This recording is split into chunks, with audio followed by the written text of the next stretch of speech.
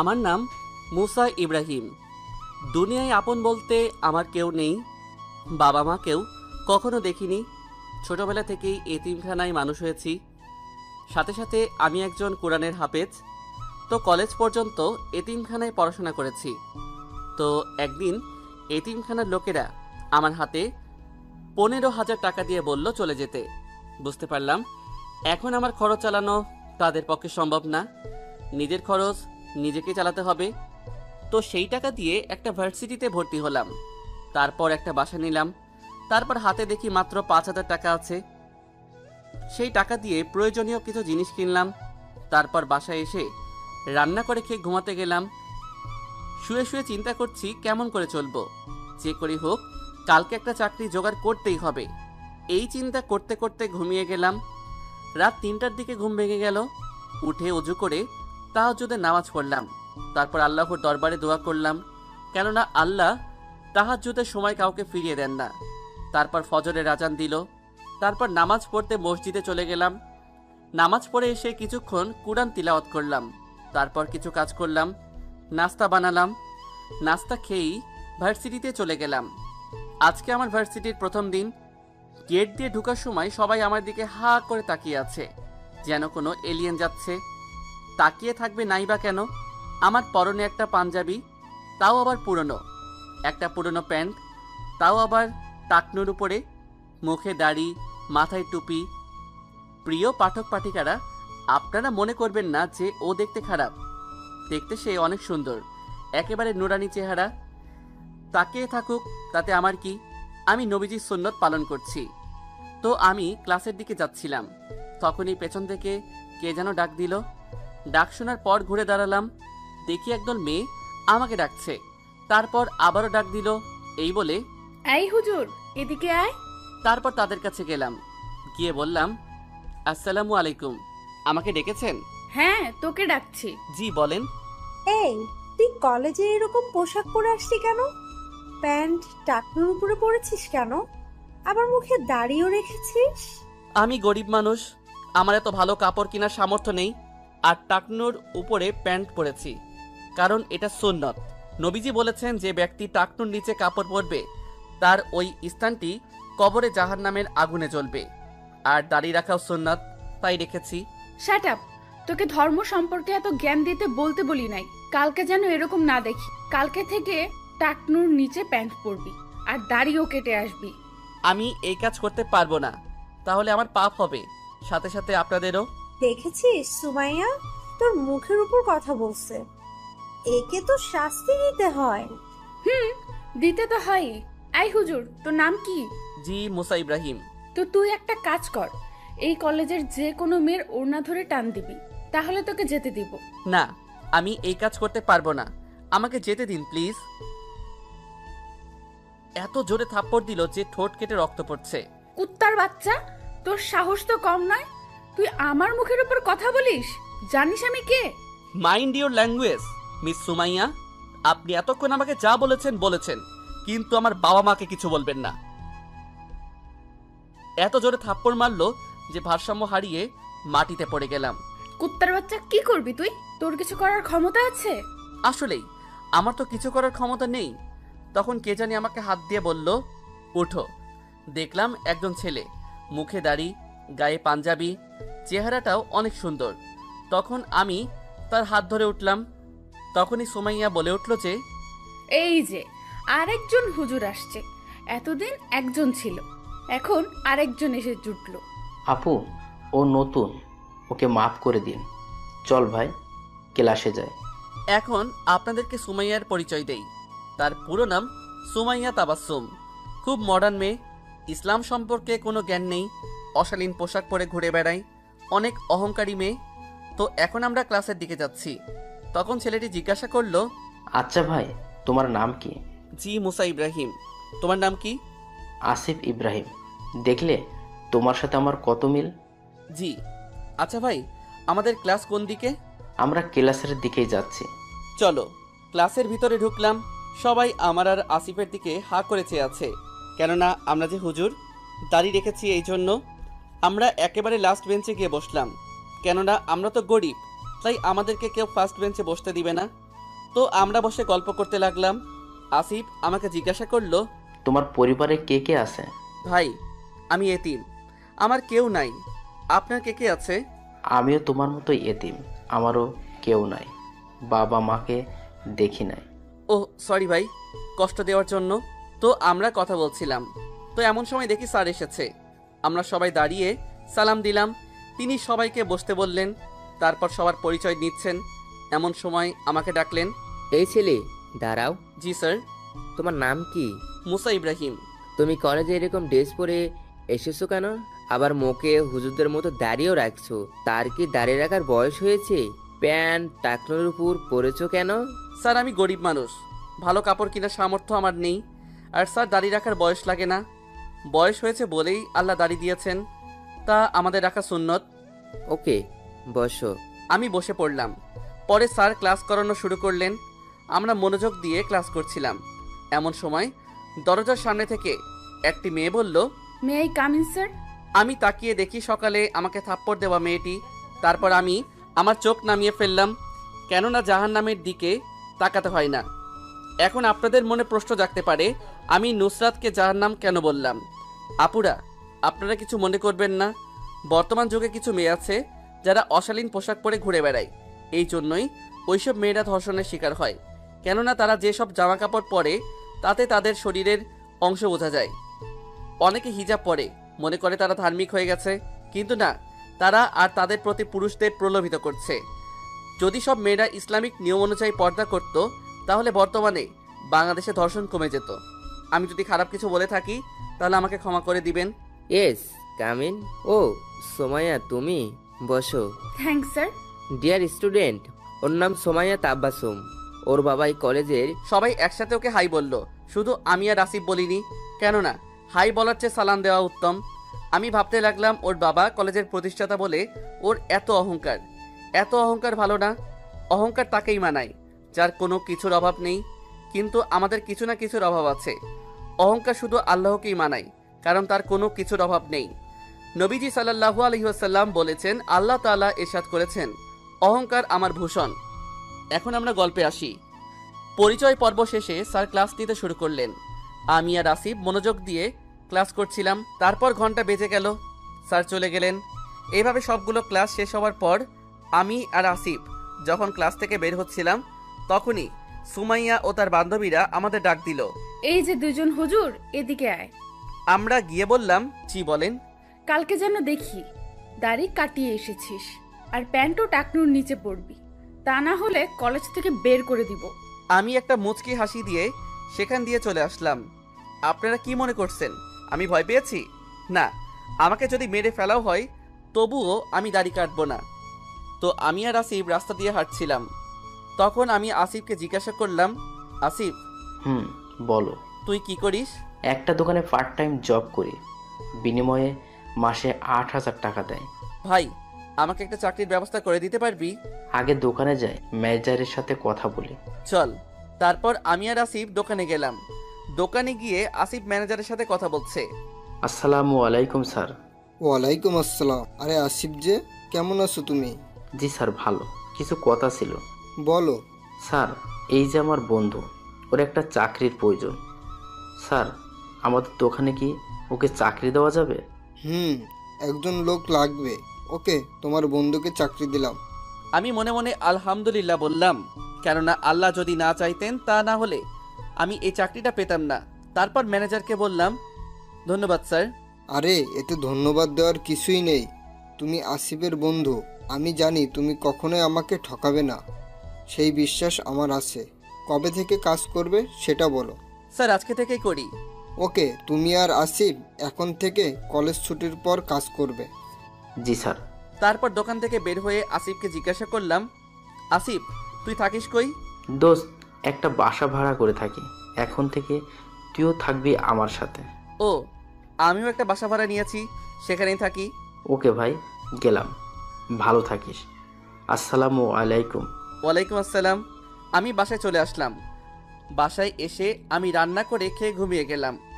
রাত 3টার দিকে ঘুম ভাঙলো। উঠে অজু করে তাহাজ্জুদের নামাজ পড়লাম।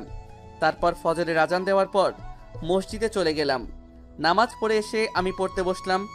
তারপর নাস্তা বানিয়ে খেয়ে কলেজে চলে গেলাম। যাওয়ার পথে রাস্তা পার হতে গিয়ে কিসের সাথে জানি ধাক্কা খেলাম। তারপর আর কিছু মনে নেই। তারপর চোখ খুলে দেখি আমি একটা কেবিনে। তখনই কে জানি বলল, কেমন লাগছে বাবা তোমার? পাশে তাকিয়ে দেখি একজন মাঝবয়সী মহিলা বসে আছেন। আমি বললাম, আলহামদুলিল্লাহ, এখন ভালো আছি। এরপর উনি যা বললেন তা শুনে তো আমি অবাক। উনি বললেন যে, তুমি ওই দিন আমার গাড়ির সাথে ধাক্কা খাও, তারপর তুমি অজ্ঞান হয়ে যাও, তারপর তোমাকে হাসপাতালে নিয়ে আসি। আজকে 24 ঘন্টা পরে তোমার জ্ঞান ফিরল। ধন্যবাদ আপনাকে আমাকে হাসপাতালে নিয়ে আসার জন্য। না বাবা, এতে ধন্যবাদ দেওয়ার কিছুই নেই, এটা আমার কর্তব্য। তো বাবা, তোমার পরিবারে কে কে আছে? আমি ওনার কথা শুনে আমার চোখ দিয়ে পানি পড়া শুরু করলো। বাবা, তুমি কাঁদছো কেন? আসলে আমার কেউ নেই, আমি এতিম। সরি বাবা। বাবা, তোমার নাম কি? জি, মুসা ইব্রাহিম। কি, মুসা ইব্রাহিম? জি। বাবা, তোমার হাতটা একটু দেখি। তারপর আমি তাকে আমার হাত দেখালাম। তিনি আমার হাতে একটি দাগ দেখার পরেই আমাকে জড়িয়ে ধরে কান্না শুরু করেন। মুসা বাবা, তুই এতদিন কই ছিলি? তোকে কত খুঁজেছি আমরা। আন্টি, আপনি কান্না করছেন কেন? বাবা, আমিই তোর মা। কিন্তু আমার তো বাবা মা নেই, আমি তো এতিম। না বাবা, তুই আমাদের ছেলে। তোকে নিয়ে একদিন শপিং করতে গেছিলাম, তখন তোকে গাড়িতে রেখে গিয়েছিলাম। এসে দেখি তুই গাড়িতে নেই। তোর বাবা দেশের 10 জন বিজনেসম্যানদের মধ্যে একজন হয়। পুলিশ তোকে অনেক খুঁজে কিন্তু পায় না। আমি তার কথা শোনার পরে আমার চোখ দিয়ে পানি পড়তে লাগলো। সাথে সাথে আমি তাকে জড়িয়ে ধরে কাঁদতে লাগলাম। মনে মনে আল্লাহর কাছে শুকরিয়া আদায় করলাম আমাকে আমার পরিবারের কাছে ফিরিয়ে দেওয়ার জন্য। আসলেই মায়ের কোলের চেয়ে শ্রেষ্ঠ জায়গা কোথাও নেই। যার মা বাবা আছে তার আর কিছু লাগে না। তারা সব বিপদ থেকে আমাদের রক্ষা করে, আমাদের সব আবদার পূরণ করে। যাক, এখন গল্পে আসি। আম্মু আমাকে বলল, থাক বাবা, আর কাঁদে না। আম্মু এসে গেছে না, আর কাঁদে না। তোকে আর কোথাও যেতে দেব না। আম্মু জানো, আজকে আমি অনেক খুশি। আল্লাহর কাছে হাজারো ধন্যবাদ। আমি আমার পরিবারকে ফিরে পেয়েছি। আমার আর কিছু চাই না। আচ্ছা আম্মু, আমাকে কবে ছাড়বে হাসপাতাল থেকে? আজকেই ছেড়ে দিবি। যদি নাও ছাড়ে তাহলে তোকে জোর করে নিয়ে যাব। আমি আম্মুর কথা শুনে হাসতে লাগলাম। অনেকদিন পর নিজের ছেলেকে পেয়েছে তো, তাই এইরকম করছে। এরপর আম্মু ডাক্তারের সাথে কথা বলল। ডাক্তার বলল আমি সুস্থ, আমাকে নিয়ে যেতে পারবে। আমি তো অনেক খুশি। আমি বললাম, আম্মু, আমার না অনেক ক্ষুধা লেগেছে। আমার বাবাটার ক্ষুধা লেগেছে, দাঁড়া তোকে খাইয়ে দিচ্ছি। এরপর আম্মু আমাকে খাইয়ে দিলেন। আসলেই আম্মু খাইয়ে দিলে খাবারের স্বাদ দ্বিগুণ হয়ে যায়। খাওয়া শেষে আমাকে হাসপাতাল থেকে রিলিজ করিয়ে নিয়ে একটি গাড়িতে বসালেন। তারপর বললেন, আজকে তোর বাবা তোকে দেখলে অনেক খুশি হবে। আচ্ছা আম্মু, আব্বুর নাম কি? আব্বু কি করে? তোর বাবার নাম দাউদ ইব্রাহিম, দেশের টপ 10 বিজনেসম্যানদের মধ্যে একজন। আমি তো আম্মুর কথা শুনে অবাক। দেশের নাম্বার 1 বিজনেসম্যান আমার বাবা? তারপর আমি আম্মুকে জিজ্ঞাসা করলাম, আচ্ছা আম্মু, আমাদের পরিবারে আর কে কে আছে? তোর 2 বোন আছে, আর ওদের সন্তানরা আরেকজন ছিল। কে ছিল আম্মু? তোর আরেক ভাই ছিল, তুই হারিয়ে যাওয়ার 3 বছর পর ও জন্ম নেয়। কিন্তু ওকেও আমরা হারিয়ে ফেলি। তোকে এবং ওকে হারানোর শোকে আমরা একেবারে ভেঙে পড়ি। আম্মুকে আমি বুকে জড়িয়ে বলি, কেঁদো না আম্মু, একদিন ওকেও আমরা খুঁজে পাবো। আজকে তোর বোনদের সারপ্রাইজ দিব, কিন্তু আগে চকলেট কিনতে হবে। কেন আম্মু? চকলেট কিনতে হবে কেন? তোর ভাগ্নিরা চকলেট পাগল, বাসা গেলেই তাদের জন্য চকলেট নেওয়া লাগে। আমি আম্মুর কথা শুনে হাসলাম। তারপর সামনে একটি দোকান থেকে চকলেট নিলাম। তারপর গাড়িতে উঠলাম। অনেকক্ষণ পরে গাড়ি একটি বাড়ির সামনে থামলো। সেটাকে বাড়ি বললে ভুল হবে, পুরা একটা রাজপ্রাসাদের মতো বাড়ি। আমি আম্মুকে জিজ্ঞাসা করলাম, আম্মু, এইটা আমাদের বাড়ি? হ্যাঁ বাবা, এইটাই আমাদের বাড়ি, চল ভিতরে যাই। তারপর আমি আর আম্মু ভিতরে গেলাম। ভিতরটা বাহির থেকে আরো সুন্দর। সব আল্লাহর নিয়ামত। আল্লাহ মানুষকে বুদ্ধি দিয়েছে, মানুষ সেই বুদ্ধিকে কাজে লাগিয়ে কত বিশাল বিশাল বিল্ডিং তৈরি করছে, মানুষের জীবনকে সুখময় করে তুলছে। এই জন্য আল্লাহর কাছে আমাদের খাঁটি মনে শুকরিয়া আদায় করা উচিত। যাক, এখন গল্পে আসি। আম্মু বাসার ভিতরে ঢুকেই আমার বোনদের ডাকতে লাগলেন, এই তামান্না, ঐশী, তোরা কোথায়? তোদের জন্য একটা সারপ্রাইজ আছে। তারপর উপরে তাকিয়ে দেখলাম যে 2 জন মেয়ে 2টা বাচ্চাকে কোলে নিয়ে নিচে নামছে। এসেই বলল, আম্মু, কি সারপ্রাইজ! তারপর আম্মু আমাকে দেখিয়ে বলল, এই যে কে উনি? তোদের হারিয়ে যাওয়া ভাই মুসা ইব্রাহিম। ও আমাদের মুসা? আমাদের ছেলে মুছা। এইটা শোনার পর সাথে সাথে তামান্না ঐশী আপু আমাকে জড়িয়ে ধরে কান্না শুরু করে দিল এবং বলতে লাগলো, ভাই, তুই এতদিন কই ছিলি ভাই আমার? তোকে আমরা অনেক খুঁজেছি ভাই, জানিস তোকে আমরা কত মিস করেছি। আমি তোমাদের অনেক মিস করেছি। আর তোকে কোথাও যেতে দিব না। এখন আপনাদের আমার পরিবারের পরিচয় দিয়ে দেই। আমার বাবা হলেন দেশের নাম্বার 1 বিজনেসম্যান দাউদ ইব্রাহিম। আমার মায়ের নাম আয়েশা বেগম, তিনি হলেন গৃহিণী। আমার বড় বোনের নাম তামান্না আহমেদ তাহিরা এবং আমার মেজ বোনের নাম ইসরাত জাহান ঐশী। তারা দুইজন এই বাড়িতেই থাকে। আর আমার দোলাভাইরা হলেন আর্মি অফিসার। আর আমার হারিয়ে যাওয়া ভাইয়ের নাম না হলে পরের পাটে বলবো। এখন গল্পে আসা যাক। আমাকে জড়িয়ে ধরে কান্না করছে দেখে আমার ভাগ্নিরা জিজ্ঞাসা করলো, আম্মু, আম্মু, ওটাতে ইনি তোমার মামা মামুনি? ওটা আমাদের মামা। আসো মামনিরা, মামার কোলে আসো। বলতে দেরি কিন্তু কোলে এসে দুই গালে দুইটা পাপ্পি দিতে দেরি নাই। তারপর আমাকে জিজ্ঞাসা করলো, মাম্মা, মাম্মা, এতদিন কোথায় দিলে? আমার মামনিদের জন্য চকলেট আনতে গেছিলাম। তাহলে আমাদের চকলেট দাও। তারপর তাদের দুইজনকে চকলেট দিলাম। তারা তো অনেক খুশি। আম্মুকে জিজ্ঞাসা করলাম, আম্মু, আব্বু কোথায়? দুলাভাইরা কোথায়?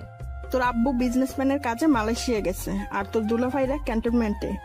দাঁড়া, তোর বাবাকে জানিয়ে দেই, তুই ততক্ষণ ফ্রেশ হয়ে আয়। আচ্ছা। তারপর আমি ফ্রেশ হয়ে জোহরের নামাজ পড়ে একটা ঘুম দিলাম। ঘুম থেকে উঠে আসরের নামাজ পড়ে নিচে গেলাম। নিচে গিয়ে দেখি আব্বু বসে আছে। আমাকে দেখে আব্বু সাথে সাথে আমাকে জড়িয়ে কান্না করে দিলেন। বাবা, তুই কেমন আছিস বাবা? কই ছিলি এতদিন? আব্বু, আলহামদুলিল্লাহ ভালো আছি। তুমি কেমন আছো? এতদিন ভালো ছিলাম না, কিন্তু আমার আব্বুটাকে দেখে অনেক ভালো হয়ে গেছি। শুধু তোর ওই হারিয়ে যাওয়া ভাইটাকে যদি পেতাম। চিন্তা করো না আব্বু, মহান আল্লাহ যদি চান তাহলে ঠিকই আমরা আমার ভাইকে খুঁজে পাবো। তাই যেন হয় বাবা। পিছে তাকিয়ে দেখি আমার দুলাভাইরা দাঁড়িয়ে আছে। আমি তাদের কাছে গিয়ে বললাম, আসসালামু আলাইকুম দুলাভাইরা।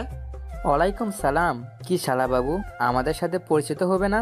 আমরা তো কখন থেকে তোমার জন্য ওয়েট করছি। সরি দুলাভাইরা, আসলে ঘুমিয়ে গেছিলাম তো তাই। এখন আপনাদের আমার দুলাভাইদের পরিচয় দেই। আমার বড় দুলাভাইয়ের নাম মোহাম্মদ আতিফ ইসলাম ও মেজ দুলাভাইয়ের নাম মোহাম্মদ আরিফ ইসলাম। দুইজন আবার আপন ভাই। বাংলাদেশ আর্মিতে মেজর র্যাঙ্কে চাকরি করে। তারা সবাই আর্মির কোয়ার্টারে থাকে।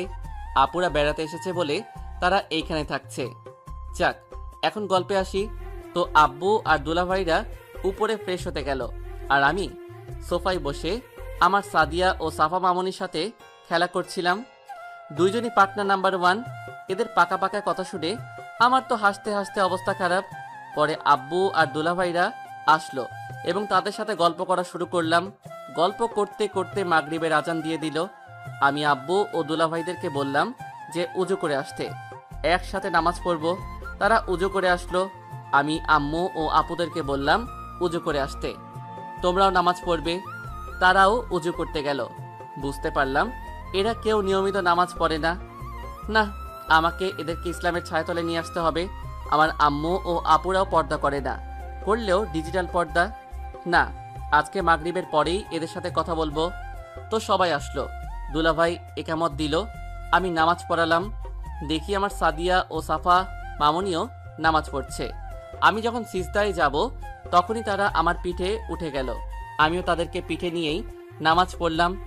আমি এতে বিরক্ত হইনি, কারণ নবীজি সাল্লাল্লাহু আলাইহি ওয়াসাল্লামের প্রিয় দুই দৌহিত্র হাসান ও হুসাইন ও যখন নবীজি সাল্লাল্লাহু আলাইহি ওয়াসাল্লাম মসজিদে নববীতে নামাজ পড়তেন তখন তারা নবীজি সাল্লাল্লাহু আলাইহি ওয়াসাল্লামের পিঠে উঠে যেত। যতক্ষণ না পর্যন্ত তারা নবীজির পিঠ থেকে নামছে ততক্ষণ নবীজি সাল্লাল্লাহু আলাইহি ওয়াসাল্লাম সিজদায় থাকতেন। তখন তারা নেমে যেত, তখন নবীজি সাল্লাল্লাহু আলাইহি ওয়াসাল্লাম সিজদা থেকে উঠতেন। এখন গল্পে আসি। আমার নামাজ পড়ানো শেষ হলো। পরে আমার দুই মামনিকে পিঠ থেকে নামিয়ে কোলে নিলাম। পিছনে ফিরে তাকিয়ে দেখি সবার চোখে পানি। আমি জিজ্ঞাসা করলাম, আব্বু, তোমাদের চোখে পানি কেন? আগে কখনো এরকম সুন্দর তেলাওয়াত শুনিনি। কেমন করে শিখলি এত সুন্দর তেলাওয়াত? বাবা, আমি কোরআনের হাফেজ। আস্তে আস্তে আমি এইরকম তিলাওয়াত শিখেছি। বাবা তুই কোরআনে হাফেজ? জি বাবা। যাক, আমার ছেলে কোরআনে হাফেজ, তাতে আমি অনেক খুশি। আম্মু আব্বু যদি কিছু মনে না করো তাহলে তোমাদের কিছু কথা বলবো। এমনভাবে বলছিস কেন বাবা? তুই কথা বলবি, আমরা মনে করব কেন? ধন্যবাদ আব্বু। আচ্ছা আব্বু, তুমি কি নিয়মিত নামাজ পড়ো? না বাবা, কাজের চাপে পড়া হয় না। আম্মু, তুমি নামাজ পড়ো? না বাবা, পড়তে পারি না, অনেক কাজ থাকে তো তাই। আপু, তোমরা নামাজ পড়ো? না ভাই। দুলাভাই, আপনারা? না ভাই। আমি তারপর বলা শুরু করলাম, আব্বু আম্মু, জীবনে কাজ অনেক থাকবে, কিন্তু আমাদের নামাজও পড়তে হবে। তোমরা যদি নামাজ না পড়ো তাহলে তোমাদের জাহান্নামে যেতে হবে। আমি চাই না আম্মু তোমরা জাহান্নামে যাও। আমাদের কাজের ফাঁকে ফাঁকে নামাজ পড়তে হবে। এক ওয়াক্ত নামাজ না পড়ার জন্য আমাদের হাজার হাজার বছর জাহান্নামের আগুনে পড়তে হবে। আব্বু আম্মু, প্লিজ তোমরা এখন থেকে নামাজ পড়ো। বাবা তুই ঠিকই বলেছিস, এখন থেকে আমরা 5 ওয়াক্ত নামাজ পড়ব। আব্বু, তুমি কি ঠিকমতো জাকাত দাও? না বাবা, দেই না। আব্বু, তোমার তো অনেক সম্পত্তি, তোমার জাকাতের পরিমাণও অনেক বেশি। আব্বু, তোমার কাছে যদি নিসাব পরিমাণ সম্পদ থাকে তাহলে তোমার উপর জাকাত ফরজ। যে পরিমাণ সম্পদ থাকলে জাকাত ফরজ হয় তাকে নিসাব পরিমাণ সম্পদ বলে। নিসাব পরিমাণ সম্পদের পরিমাণ হলো 7.5 ভরি সোনা অথবা 52.5 ভরি রূপা, অথবা সেই পরিমাণ অর্থ সম্পদ থাকলে তার উপর জাকাত ফরজ হয়। আব্বু, তাহলে তো তোমার এর চেয়েও বেশি সম্পদ আছে, তাহলে তো তোমার উপর জাকাত অনেক আগে থেকেই ফরজ। আব্বু, তোমার জাকাত দেওয়া উচিত, কিন্তু জাকাত দেওয়ার শর্ত হলো তোমার ওই সম্পদ 1 বছরকাল স্থায়ী থাকতে হবে, তাহলে তোমার উপর জাকাত ফরজ। তোমার এই সম্পদে গরিবেরও অধিকার আছে। আল্লাহ তাআলা বলেছেন যে, আর তাদের সম্পদে ভিক্ষুক ও বঞ্চিতদের অধিকার রয়েছে। সূরা আজ-জারিয়াত আয়াত 19। আমরা যদি জাকাত না দেই তাহলে আমাদের পরকালে কঠিন আযাব ভোগ করতে হবে। আল্লাহ তাআলা বলেছেন যে, হে ঈমানদারগণ, পণ্ডিত ও সংসার বিরাগীদের অনেকে লোকদের মালামাল অন্যায়ভাবে ভোগ করে চলেছে এবং আল্লাহর পথ থেকে লোকদেরকে নিবৃত রাখছে। আর যারা স্বর্ণ ও রূপা জমা করে রাখে এবং তা ব্যয় করে না আল্লাহর পথে, তাদের কঠোর আযাবের সুসংবাদ শুনিয়ে দিন। বাবা তুই আমাদের চোখ খুলে দিয়েছিস। এতদিন আমরা ভুল পথে ছিলাম, তুই আমাদেরকে সঠিক পথ দেখিয়ে দিলি। তোর মতো এক সন্তানের বাবা হয়ে আমি গর্বিত। না বাবা, আমি তোমাদের পথ দেখাইনি, আমার পরওয়ারদিগার আমার মাধ্যমে তোমাদের হেদায়েতের পথ দেখিয়েছেন। আমি শুধু একটি মাধ্যম। কিন্তু আব্বু, তোমাদের আরও অনেক নিয়ম মানতে হবে। কি কি নিয়ম? তোমাদের ইসলামের মৌলিক নিয়ম মেনে চলতে হবে। ইসলামের 5টি রুকুন পালন করতে হবে। শালীন পোশাক পরতে হবে, দাড়ি রাখতে হবে। তোমরা মনে করো দাড়ি ছাড়া পুরুষদের সুন্দর লাগে, কিন্তু দাড়িতেই পুরুষের আসল সৌন্দর্য। তারপর যেই পোশাক পরো, প্যান্ট থাকবে টাকনুর উপরে। তোমরা মনে করো এতে পুরুষদের খারাপ দেখায়, কিন্তু খ্রিস্টানরাও টাকনুর উপরে প্যান্ট পরে। এমনকি আমেরিকার প্রেসিডেন্ট বারাক ওবামা, বিল ক্লিন্টনেরও টাকনুর উপরে প্যান্ট পরত। এর একটা বৈজ্ঞানিক প্রমাণ আছে। বৈজ্ঞানিক প্রমাণটা কি বাবা? বৈজ্ঞানিক প্রমাণটা হলো পুরুষের টাকনুর ভিতর প্রচুর পরিমাণে টেস্টোস্টেরন হরমোন থাকে, এজন্য সেখানে আলো বাতাসের প্রয়োজন হয়। তাই কেউ যদি তা খোলা না রেখে ঢেকে রাখে তাহলে তার যৌনশক্তি কমে যাবে এবং বিভিন্ন রোগে আক্রান্ত হবে। বাবা তুই এত কিছু জানিস? বাবা, আল্লাহ তোর মাধ্যমে আমাদের সঠিক পথ দেখিয়েছেন। আমরা এখন থেকে এইসব নিয়ম মেনে চলবো। আলহামদুলিল্লাহ, আল্লাহ তোমাদের এইসব নিয়ম মেনে চলার তৌফিক দান করুক। আম্মু ও আপুরা, তোমাদের কিছু কথা বলি। তুই কথা বলবি, তাতে আমাদের পারমিশন লাগে? বল বাবা, কি বলবি? আম্মু, তোমরা কি পর্দা করো? আমি হিজাব পরি বাবা, তাতে পর্দা হবে না? হ্যাঁ ভাই, ঠিকই, তাতে আমাদের পর্দার হবে না। না, এতে হবে না। তোমাদের নিকাব পড়তে হবে, কেননা নিকাব এই নারীদের সুন্দর দেখায়। কেন বাবা, হিজাব পরলে কি সমস্যা? আম্মু, হিজাব পরলে মুখ দেখা যায়, কিন্তু ইসলামে নিয়ম আছে শুধু গায়রে মাহরাম ছাড়া আর কেউ তোমাদের দেখতে পারবে না। গায়রে মাহরাম কি বাবা? যে সকল পুরুষের সামনে যাওয়া নারীর জন্য শরীয়তে জায়েজ নয় এবং যাদের সাথে বিবাহ বন্ধন বৈধ তাদেরকে গায়রে মাহরাম বলে। গায়রে মাহরামের সামনে একান্ত অপারক হয়ে যদি যাওয়াই লাগে তবে নারী পূর্ণ পর্দা করে সামনে যাবে। গায়রে মাহরাম কারা? মাহরাম বাদে সমস্ত বিশ্বে মহাবিশ্বের যত পুরুষ আছে সব গায়রে মাহরাম। বাবা এতদিন আমরা কি পাপটাই করেছি? বাবা তুই আমাদেরকে সঠিক পদের সন্ধান দিলি। না আম্মু, আমি দেইনি, মহান আল্লাহ তাআলা দিয়েছেন। এখন থেকে আমরা ইসলামের নিয়ম মেনে চলবো ইনশাল্লাহ। আমি আল্লাহর কাছে শুকরিয়া জানালাম এদেরকে হেদায়েতের পথ দেখানোর জন্য। এশারের আজান দিল, সবাইকে নিয়ে নামাজ পড়লাম। এইবারও আমার মামনি দুইজন আমার উপর উঠে গেছে। নামাজ পড়ার শেষে তাদের দুজনের সাথে খেলা শুরু করলাম। দুইজনই বহুত পাকা, কিন্তু দেখতে একেবারে গুলুমুলু কিউটের ডিব্বা। এমন সময় আমাদের খাওয়ার জন্য ডাক পড়ল। টেবিলে বসে দেখি অনেক পদের খাবার, আবার সব আমার পছন্দের খাবার। তাই আম্মুকে জিজ্ঞাসা করলাম, আম্মু এত খাবার কার জন্য? আমার আব্বুটার জন্য। এত খাবার খেতে পারবো না, খাবার তো অপচয় হবে। অপচয় করা খারাপ। তোকে আজকে এতগুলো খাবার খেতেই হবে। তাইলে আমাকে খাইয়ে দিতে হবে, না হলে খাবো না। তা তো দিবই, তোকে কতদিন ধরে খাওয়াই না। আমাদের খাইয়ে দেবে না? তোরা কি বাচ্চা নাকি যে তোদের খাইয়ে দেব? ভাইকে পেয়ে আমাদের ভুলে গেলা? ওকে তোদেরও খাইয়ে দিব, খুশি? আপুরা মাথা চাকালো। আম্মু আমাদের খাইয়ে দিচ্ছে তা দেখে আমার মামনিরা বলল, নানু আমাদেরও খাইয়ে দাও। এই বুড়িরা, দেখ না আমি তোমাদের আম্মু ও মামাকে খাইয়ে দিচ্ছি। আগে তাদের খাইয়ে দিই, তারপর তোমাদেরও দিব। না, আমাদেরও খাইয়ে দিতে হবে। আসো মামনিরা, মামা খাইয়ে দিবে। এই কথা বলতে দেরি, কিন্তু আমার কোলে আসতে দেরি নাই। তারপর তাদের দুজনকে দুইটা পাপ্পি দিয়ে খাইয়ে দিতে শুরু করলাম। আমাদের মামা ভাগ্নিদের কাণ্ড দেখে সবাই হাসছে। খাওয়া শেষে আমি ঘুমাতে যাব, এমন সময় আমার মামনিরা বলল, আমরা মামাল কাটে ঘুমাবো। না আজকে না, অন্যদিন। না আজকে। আপু থাক না, আজকে ঘুমাক, ছোট মানুষ। আসো আসো মামনিরা, আজকে মামার কাছে ঘুমাবা। এইটা বলার সাথে সাথেই তারা আমার কোলে এসে দুই গালে দুইজন দুইটা পাপ্পি দিল। তারপর তাদেরকে নিয়ে ঘুমাতে গেলাম। গিয়ে বিছানায় শোয়ার সাথে সাথে তারা আমাকে জড়িয়ে ধরল। এমনভাবে জড়িয়ে ধরেছে যে নড়তেও পারছি না। এমনভাবেই আমার মামনি দুজনকে নিয়ে ঘুমিয়ে গেলাম। ফজরের আজান শুনে আমার ঘুম ভাঙল। তারপর আমার দুই মামনিকে সরিয়ে দিয়ে আমি উজু করতে গেলাম। তারপর উজু করা শেষে আমি নিচে গিয়ে সবাইকে ডাকার জন্য আজান দিলাম। আজান শুনে আব্বু আম্মু সহ সবাই নিচে আসলো। এসে দেখে আমি আজান দিচ্ছি। আম্মু আমাকে বলে, বাবা এত সুন্দর আজান কোথায় শিখলি? আম্মু আমি শিখিনি, আমার সৃষ্টিকর্তা আমাকে শিখিয়েছেন। যাও তোমরা উজু করে আসো। তারপর সবাই উজু করতে গেল। তারপর সবাই নামাজ পড়া শুরু করলো। আম্মুরা অন্য রুমে নামাজ পড়তে গেল। নামাজে প্রথম রাকাতে আমি সূরা আর রহমান ও দ্বিতীয় রাকাতে সূরা আল মুজাম্মিল পড়লাম। নামাজ শেষে সবাই দেখি কান্না করছে। আমার তিলাওয়াত শুনে আমিও কান্না করলাম। আব্বু বলল, বাবা তুই এত সুন্দর তিলাওয়াত করিস, তোর তিলাওয়াত শুনে আমরা কান্না করে দিয়েছি। বাবা এইটা আল্লাহ আমাকে দিয়েছেন, এই জন্যই এত সুন্দর তিলাওয়াত করতে পারি। আব্বু তোমার সাথে কথা ছিল। বল বাবা। আব্বু আমাকে একটা মোবাইল দেওয়া যাবে? একটা বন্ধুর সাথে কথা বলতাম।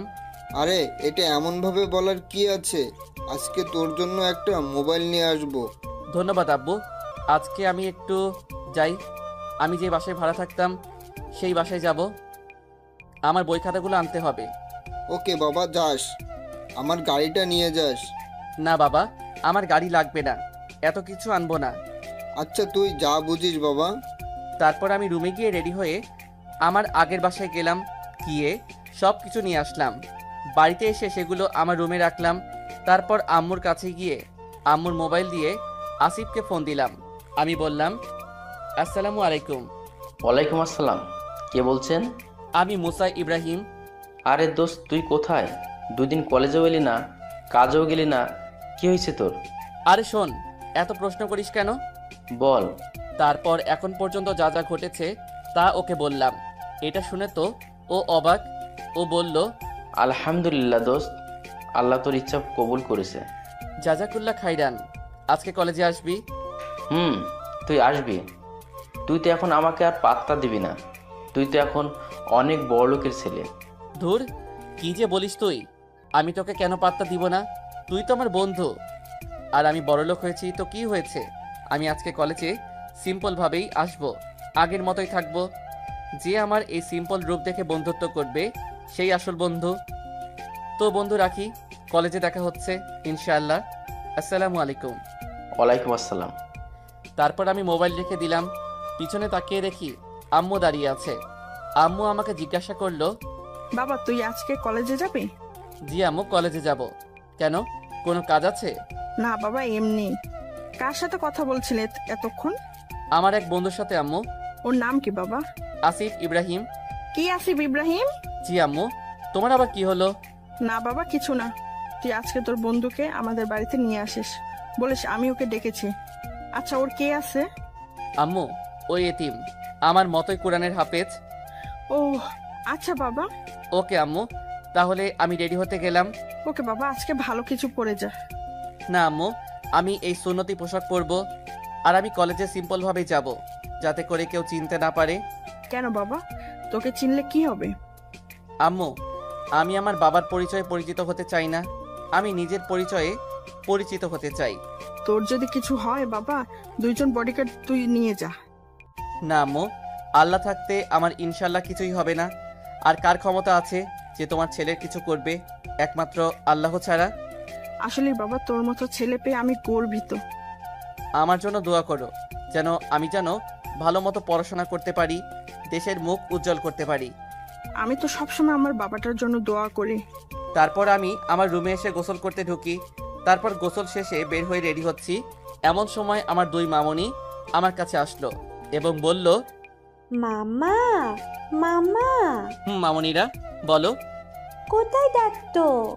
কলেজে যাচ্ছি পড়াশোনা করতে। পড়াশোনা করতে যাচ্ছ? মামনিরা।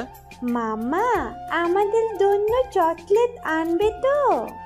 আনবো তো, যদি তোমরা গুড গার্ল হয়ে থাকো। আমরা তো গুড গার্ল, তাই না রে সাদিয়া? আমার 2 মামনি গুড গার্ল। যাও, তোমাদের 2জনের জন্য চকলেট আনবো। থ্যাংক ইউ মামা। থ্যাংক ইউ বলতে হয় না মামনি, বলতে হয় জাজাকাল্লা খাইরান। কি? কিছু না মামনি, আগে বড় হও, তারপর বুঝবে। ওকে মামা। তারপর 2জনকে কোলে নিয়ে নিচে গেলাম। তারপর তাদের 2জনকে কোল থেকে নামিয়ে আম্মুর কাছে গেলাম। বললাম, আম্মু দোয়া করো। তোকে তো আমি সব সময় দোয়া করি। আসি আম্মু, আসসালামু আলাইকুম। ওয়ালাইকুম আসসালাম বাবা, সাবধানে যাস। তারপর আমি বাসা থেকে বের হয়ে একটা রিক্সা নিলাম। কি ভাবছেন যে আমি আমার বাবার এত টাকা গাড়ি থাকা সত্ত্বেও রিক্সা নিলাম কেন? কেননা আমি সিম্পলভাবে চলতে পছন্দ করি। আর আপনারা ভাববেন আমি শার্ট প্যান্ট পরলাম না কেন? পরবো, কিন্তু এখন না, এখন এই সিম্পলভাবেই চলবো। তো আপনাদের সাথে কথা বলতে বলতে কলেজে চলে এলাম। দেখি আসিফ দাঁড়িয়ে আছে, মনে হয় আমার জন্য ওয়েট করছিল। আমি ওর কাছে গিয়ে বললাম, আসসালামু আলাইকুম দোস্ত। ওয়ালাইকুম আসসালাম। কেমন আছিস দোস্ত? আলহামদুলিল্লাহ ভালো আছি, তুই কেমন আছিস? আলহামদুলিল্লাহ ভালো। তো চল দোস্ত, ক্লাসে যাই। চল। তারপর আমি আর আসিফ কথা বলতে বলতে ক্লাসে যাচ্ছিলাম। দেখি সুমাইয়ারা দাঁড়িয়ে আছে, তাই সেদিকে খেয়াল না করে চলে আসছিলাম। এমন সময় ওরা আমাকে ডাক দিল। এই যে হুজুরেরা, আপনারা একটু আসেন। তারপর আমরা তাদের কাছে গেলাম। গিয়ে আমি বললাম, আমাদের ডাকছিলেন? হ্যাঁ, তোকেই ডাকছিলাম। এতদিন আসিসনি কেন কলেজে? অসুস্থ ছিলাম, তাই আসতে পারিনি। ও, তোকে না বলেছিলাম যে এরকম ভাবে কলেজে না আসতে? তুই আবার এরকম ভাবে এসেছিস। আর তোকে না বলেছিলাম যে দাড়ি কেটে আসতে? আসিসনি কেন? জি, আমি তো বললাম যে আমি গরিব মানুষ, আর আমি যদি দাড়ি কাটি তাহলে আমার পাপ হবে, আর আমি জেনে শুনে পাপ করতে পারবো না। এই, তুই আবার জ্ঞান দিচ্ছিস আমাকে? এই বয়সে কেউ দাড়ি রাখে?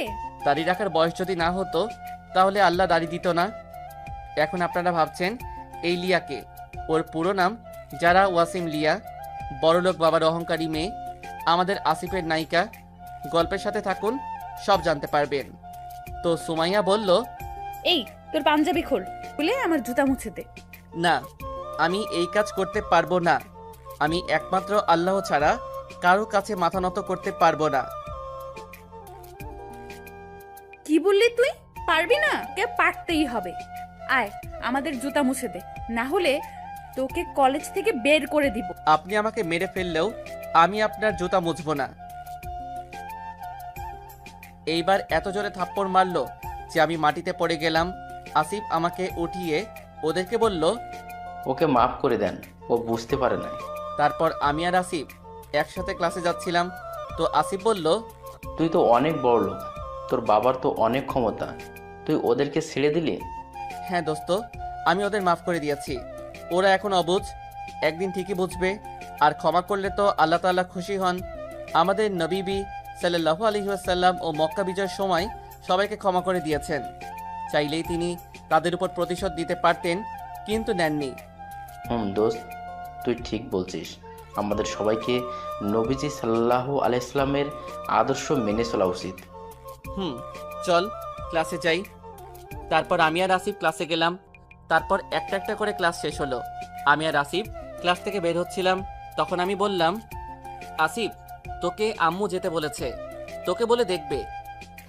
ওর বেটা, তুই হলি বড় লোক, তোর বাড়িতে আমি গিয়ে কি করব? চুপ, তুই আমার বন্ধু, নিজেকে গরিব ভাববি না কখনো। কিন্তু আমার তো দোকানে যেতে হবে। পরে যাস, এবার চল। চল। তারপর আমি আর আসিফ আমাদের বাড়ির উদ্দেশ্যে হাঁটতে লাগলাম। তারপর বাড়িতে এসে পৌঁছালাম। বাড়িতে ঢুকে দেখি 3 জন বোরকা পরা মহিলা দাঁড়িয়ে আছে, আবার 2টা পিচ্চি বাচ্চাও বোরকা পরে দাঁড়িয়ে আছে। তো আমি তাদেরকে সালাম দিলাম, তারাও দিল। দেখি তারা মুচকি মুচকি হাসছে। তো আমি জিজ্ঞাসা করলাম, আপনারা কে? তারপর তারা নিজেদের মুখের নিকাব সরালো। আমি দেখে তো পুরা অবাক। এরা আর কেউ না, এরা আমার আম্মু ও আপুরা। তখন আমি বললাম, আম্মু আপু তোমরা হ্যাঁ, তোমরা কখন এসব কিনলে? তুই যখন কলেজে গিয়েছিলি তখন আমি আর তোর আপুরা মার্কেটে গেছিলাম, তখন এসব কিনে আনলাম। আমি তো অনেক খুশি। আমি আল্লাহর কাছে শুকরিয়া জানালাম। তারপর আমি আম্মুকে জিজ্ঞাসা করলাম, আম্মু, এই পিচ্চিগুলা কে? এরা তো সাদিয়া ও সাফা। কি, এরা আমার মামুনি? তারপর তাদের কাছে গেলাম, গিয়ে ওদেরকে কোলে নিলাম। ওরা আমার 2 গালে 2টা পাপ্পি দিয়ে বলল, মামা, আমাদের কেমন লাগতে? একেবারে পরীর মতো। তারপর আমি তাদেরকে কোল থেকে নামিয়ে দিয়ে আসিফের কাছে গেলাম। এতক্ষণ আসিফের কথা ভুলে গেছিলাম। আমি আসিফকে আম্মুর কাছে নিয়ে এসে বললাম, আম্মু, ও আমার বন্ধু আসিফ। বাবা, তুমি আসিফ ইব্রাহিম? জি আন্টি। আচ্ছা বাবা, তোমার কি বাম হাতে কি একটা দাগ আছে? জি আন্টি, এইটা আমার জন্ম দাগ। দেখি একটু। তারপর আসিফ আম্মুকে ওই দাগটা দেখালো। ওইটা দেখার পর আম্মু আসিফকে জড়িয়ে ধরে কান্না শুরু করলো। তারপর আম্মু আব্বুকে ডাকা শুরু করলো। আব্বু এসে বলল, কি হয়েছে, ডাকছো কেন? আমাদের আসিফকে পেয়ে গেছি, এই যে আমাদের আসিফ। ও আমাদের আসিফ? হ্যাঁ, ও আমাদের আসিফ, ওর বাম হাতের জন্ম দাগ আছে। এইটা শোনার পর আব্বু আসিফকে জড়িয়ে ধরলো। তখন আসিফ বলল, কিন্তু আন্টি, আমি তো এতিম। বাবা, তুই এতিম না। তারপর আম্মু আসিফকে বলল কিভাবে সে হারিয়ে গেল, আর এটাও বলল যে আমি ওর আরেক ভাই। তখন ও আমাকে সে জড়িয়ে ধরলো এবং বলল, ভাই, আজকে আমি অনেক খুশি। আমার পরিবারকে আমি পেয়ে গেছি, সাথে আমার ভাইকেও। ভাই, আল্লাহ আমাদের দোয়া কবুল করেছেন। তারপর সবাই ওকে নিয়ে পাগল হয়ে গেল। তখন আমি আসিফকে বললাম, আসিফ, তুই যেই দোকানে কাজ করতি, আজকে চল সেই দোকানে যাই। কেন ভাই? কেন আবার? বলে আসবো যে আমরা আর দোকানে কাজ করব না, আর তোর আগের বাসার জিনিসপত্র সব নিয়ে আসবো।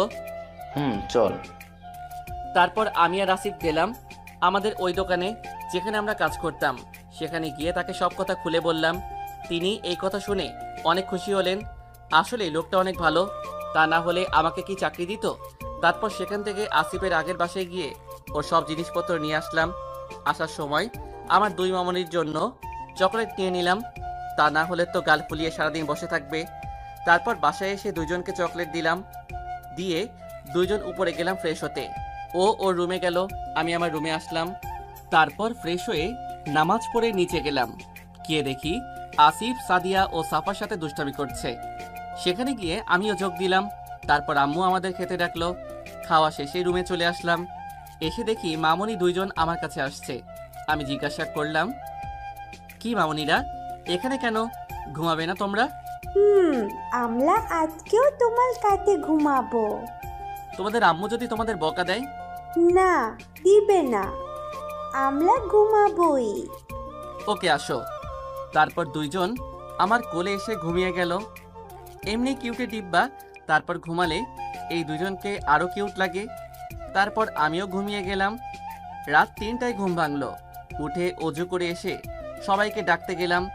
বের হয়ে দেখি আসিফও রুম থেকে বের হয়েছে। আমি জিজ্ঞাসা করলাম, কিরে ঘুম ভাঙলো? তাহাজ্জুদ পড়ব। আগে সবাইকে ডেকে নেই। চল। তারপর আমি আর আসিফ সবাইকে ডাকতে গেলাম। সবাইকে উঠিয়ে আমরা দুইজন নিচে আসলাম। তারপর সবাই উজু করে তাহাজ্জুদের নামাজ পড়ে নিচে আসলো। তারপর ফজরের আজান দেওয়ার পরে ফজরের নামাজ পড়া শেষ করলাম। নামাজ শেষে সবাই যার যার রুমে গিয়ে ঘুমিয়ে পড়ল। আমিও আমার রুমে গিয়ে ঘুমিয়ে গেলাম। সকাল 7টার দিকে উঠে একটু পড়লাম। তারপর নাস্তা করে আমি আর আসিফ কলেজে চলে গেলাম। এইভাবেই আমাদের দিন যাচ্ছে। প্রতিদিনই সুমাইয়া ও তার বান্ধবীরা আমাকে অপমান করে, কিন্তু আমি কিছু বলি না। কেননা কষ্ট যেহেতু আছে, সুখও আছে। আর আল্লাহ তাআলা বলেছেন, অর্থ কষ্টের সাথে স্বস্তি রয়েছে, নিশ্চয়ই কষ্টের সাথে স্বস্তি রয়েছে।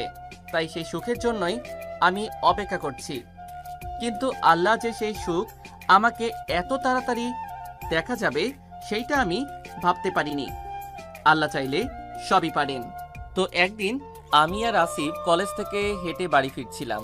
তখন আমরা শুনতে পাই কারা যেন চিৎকার করছে, যেন দুইজন মেয়ে চিৎকার করছে। তারপর আমরা দুইজন ওই জায়গার কাছে গেলাম। গিয়ে দেখি কয়েকজন ছেলে দুইটা মেয়েকে ধর্ষণের চেষ্টা করছে। তারা সংখ্যায় 9 জন হবে। আমার এইটা দেখে মাথা গরম হয়ে গেল। তাও আমি মাথা ঠান্ডা রেখে বললাম, ভাই ওনাদেরকে ছেড়ে দিন। তাদের মধ্যে থেকে একজন বলল, এই যে তোদের সমস্যা কি? তোদের এখানে তো কোনো কাজ নেই, তোরা এখান থেকে চলে যা, না হলে তোদের আমরা মেরে ফেলবো। আপনারা এখানে দুইজন মেয়েকে ধর্ষণ করবেন আর আমরা কিছু বলবো না, তা তো হতে পারে না। কি করবি রে তোরা? কোত বেশি কথা না বলে ভাগ এখান থেকে, না হলে তোরা দুইজনও বেঁচে ফিরতে পারবি না। এইবার আমার আর আসিফের মাথা অনেক গরম হয়ে গেছে। এতক্ষণ আমাদের যা বলছিল কিছু বলিনি, কিন্তু এইবার ওরা আমার বাবা মাকে নিয়ে কথা বলছে। এইবার আমি বললাম, আর কিছু না ভেবে বললাম, শেষবারের মতো বলছি, ছেড়ে দে এনাদেরকে। না গেলে কি করবি? এই যা, এদেরকে ধর। তারপর 4 জন লোক আমাকে আর আসিফকে ধরতে আসলো।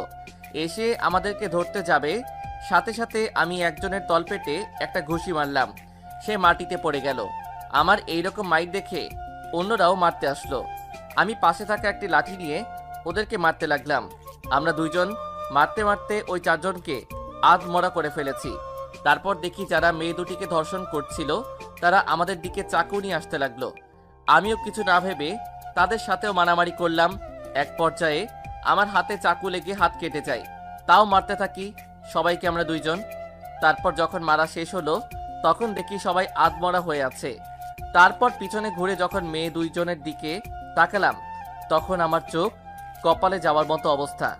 আরে এরা দুইজন তো সুমাইয়া ও লিয়া। আরে এরা এখানে কেমন করে? এদের এমন অবস্থা হলো কিভাবে? তারপর নিচের দিকে তাকিয়ে আমরা নিজেদের পাঞ্জাবি খুলে তাদেরকে দিলাম জড়িয়ে নেওয়ার জন্য। তারপর তারা পাঞ্জাবি জড়িয়ে নিল। তারপর বাইরে এসে দেখি তাদের গাড়ি রাখা আছে। আমি বললাম গাড়িতে উঠতে, তারা কিছু না বলে গাড়িতে উঠল। তারপর আমি গাড়ি চালিয়ে তাদেরকে তাদের বাড়ি পৌঁছিয়ে দিলাম। তারা আমাকে বাসার রাস্তা বলে দিচ্ছিল। তারপর তাদেরকে বাসায় পৌঁছিয়ে দিয়ে গাড়ি তাদের ওইখানে পার্কিং করে আমরা আমাদের বাড়িতে আসতে লাগলাম। তারপর বাড়িতে এসে দেখি আম্মু আব্বুরা সবাই বসে আছে। আমরা এসেছি দেখে আম্মু তাড়াতাড়ি আমাদের কাছে এসে জিজ্ঞাসা করলো, বাবা তোদের আসতে এত দেরি হলো কেন? তোদের কিছু হয়নি তো? এ কি বাবা, তোর হাত থেকে রক্ত পড়ছে কেন? আম্মু আমরা ঠিক আছি, আমাদের কিছু হয়নি। আম্মু আমাদের কিছু হয়নি, আমরা ঠিক আছি। ঠিক আছিস? হাত থেকে রক্ত পড়ছে, ওনারা বলছে ঠিক আছে। আরে কিছু হয়নি তো, আগে শোনো কি হয়েছে। তারপর আমি সবাইকে সবকিছু বললাম। তারা সবকিছু শুনে অনেক খুশি হলো। আম্মু বলল, অনেক ভালো কাজ করছিস তোরা, তোদের উপর আমার অনেক খুশি। বাবা, তোদের মতো দুজন ছেলে পেয়ে আমি গর্বিত। দেখতে হবে না ভাইটা কাদের? এমন সময় আমার দুই মামনি বলে উঠল, তোমাদের ভাই না, ওলা আমাদের মামা। তাদের কথা শুনে আমি হাসি থামিয়ে রাখতে পারছিলাম না। তারপর আমি বললাম, আমরা তো তোমাদেরই মামা। আমরা তোমাদের মামা, ঠিক আছে। তারপর ওরা এসে আমাদের পাপ্পি দিল। তারপর আমি আম্মুকে বললাম, আম্মু আমরা উপরে গেলাম ফ্রেশ হতে। আচ্ছা বাবা, যা। তারপর আমি আর আসিফ যার যার রুমে গেলাম। তারপর ফ্রেশ হয়ে হাতে ব্যান্ডেজ করলাম। তারপর জোহরে নামাজ পড়লাম। নামাজ পড়ে নিচে গেলাম খেতে। খাবার খেয়ে রুমে এসে একটা ঘুম দিলাম।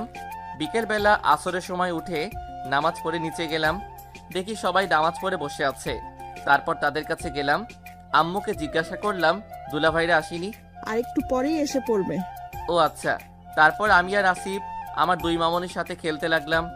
আর ওরা দুইজন তো এক একটা যেই পাকনা পাকনা কথা বলে তা শুনে হাসি আর থামিয়ে রাখা যায় না। কিছুক্ষণ পরে দুলাভাইরা আসলেন। তারপর তারা ফ্রেশ হতে গেলেন। ফ্রেশ হয়ে এসে আমরা সবাই মাগরিবের নামাজ পড়লাম। নামাজ পড়ে আমি আর আসিফ পড়তে বসলাম। পড়তে পড়তে এশারের আজান দিয়ে দিল। তারপর নামাজ পড়ে আবার পড়তে বসলাম। রাত 10টা পর্যন্ত পড়ে নিচে গেলাম খাবার খেতে।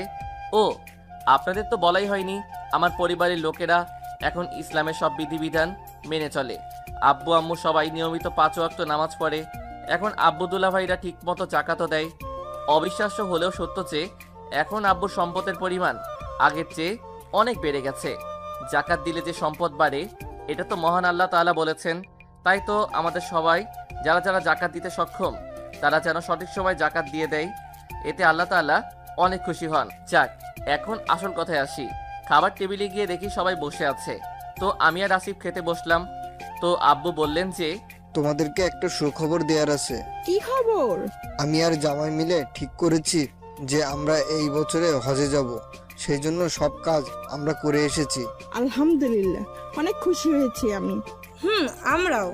আব্বু যা বলল আমি তো তা শুনে অনেক খুশি লাগছে। দুনিয়ার সব খুশি এখন আমার কাছেই। খুশি লাগবে না? কোনো দিনও ওই জায়গায় যাই তো তাই। তাও আমি আর আসিফ কানে কানে একটা কথা বললাম, কিন্তু আব্বু আমি আর আসিফ তো যেতে পারবো না, আমাদের পরীক্ষা আছে। কিন্তু আমি তো তোমাদের রেজিস্ট্রেশন করে ফেলেছি। কিন্তু আব্বু, আমরা সত্যি সত্যি যেতে পারবো না। তোমাদের ফ্লাইট তখন, আমাদের পরীক্ষা থাকবে। তাহলে আমিও যাব না। আমার ছেলেরা না গেলে আমিও যাব না। আমরাও যাব না। এই রে, কি থেকে কি হয়ে গেল? তারপর আমি বললাম, আরে আমাদের যাওয়ার সাথে তোমাদের যাওয়ার সম্পর্ক কি? আছে, তোরা দুইজন না গেলে আমিও যাব না। আমি আর আসিফ তারপর অনেক বোঝালাম। অনেকক্ষণ পরে আম্মু বুঝলো। যাক, বোঝানো গেল তাই ভালো। এখন আপনাদের প্রশ্ন থাকতে পারে আমি আর আসিফ কি কানাকানি করলাম। আমরা একটা প্ল্যান করেছি। আমরা যে যাব না তা না, আমরাও যাব, কিন্তু যাব হজ্জের 10 দিন আগে। এইটা সারপ্রাইজ।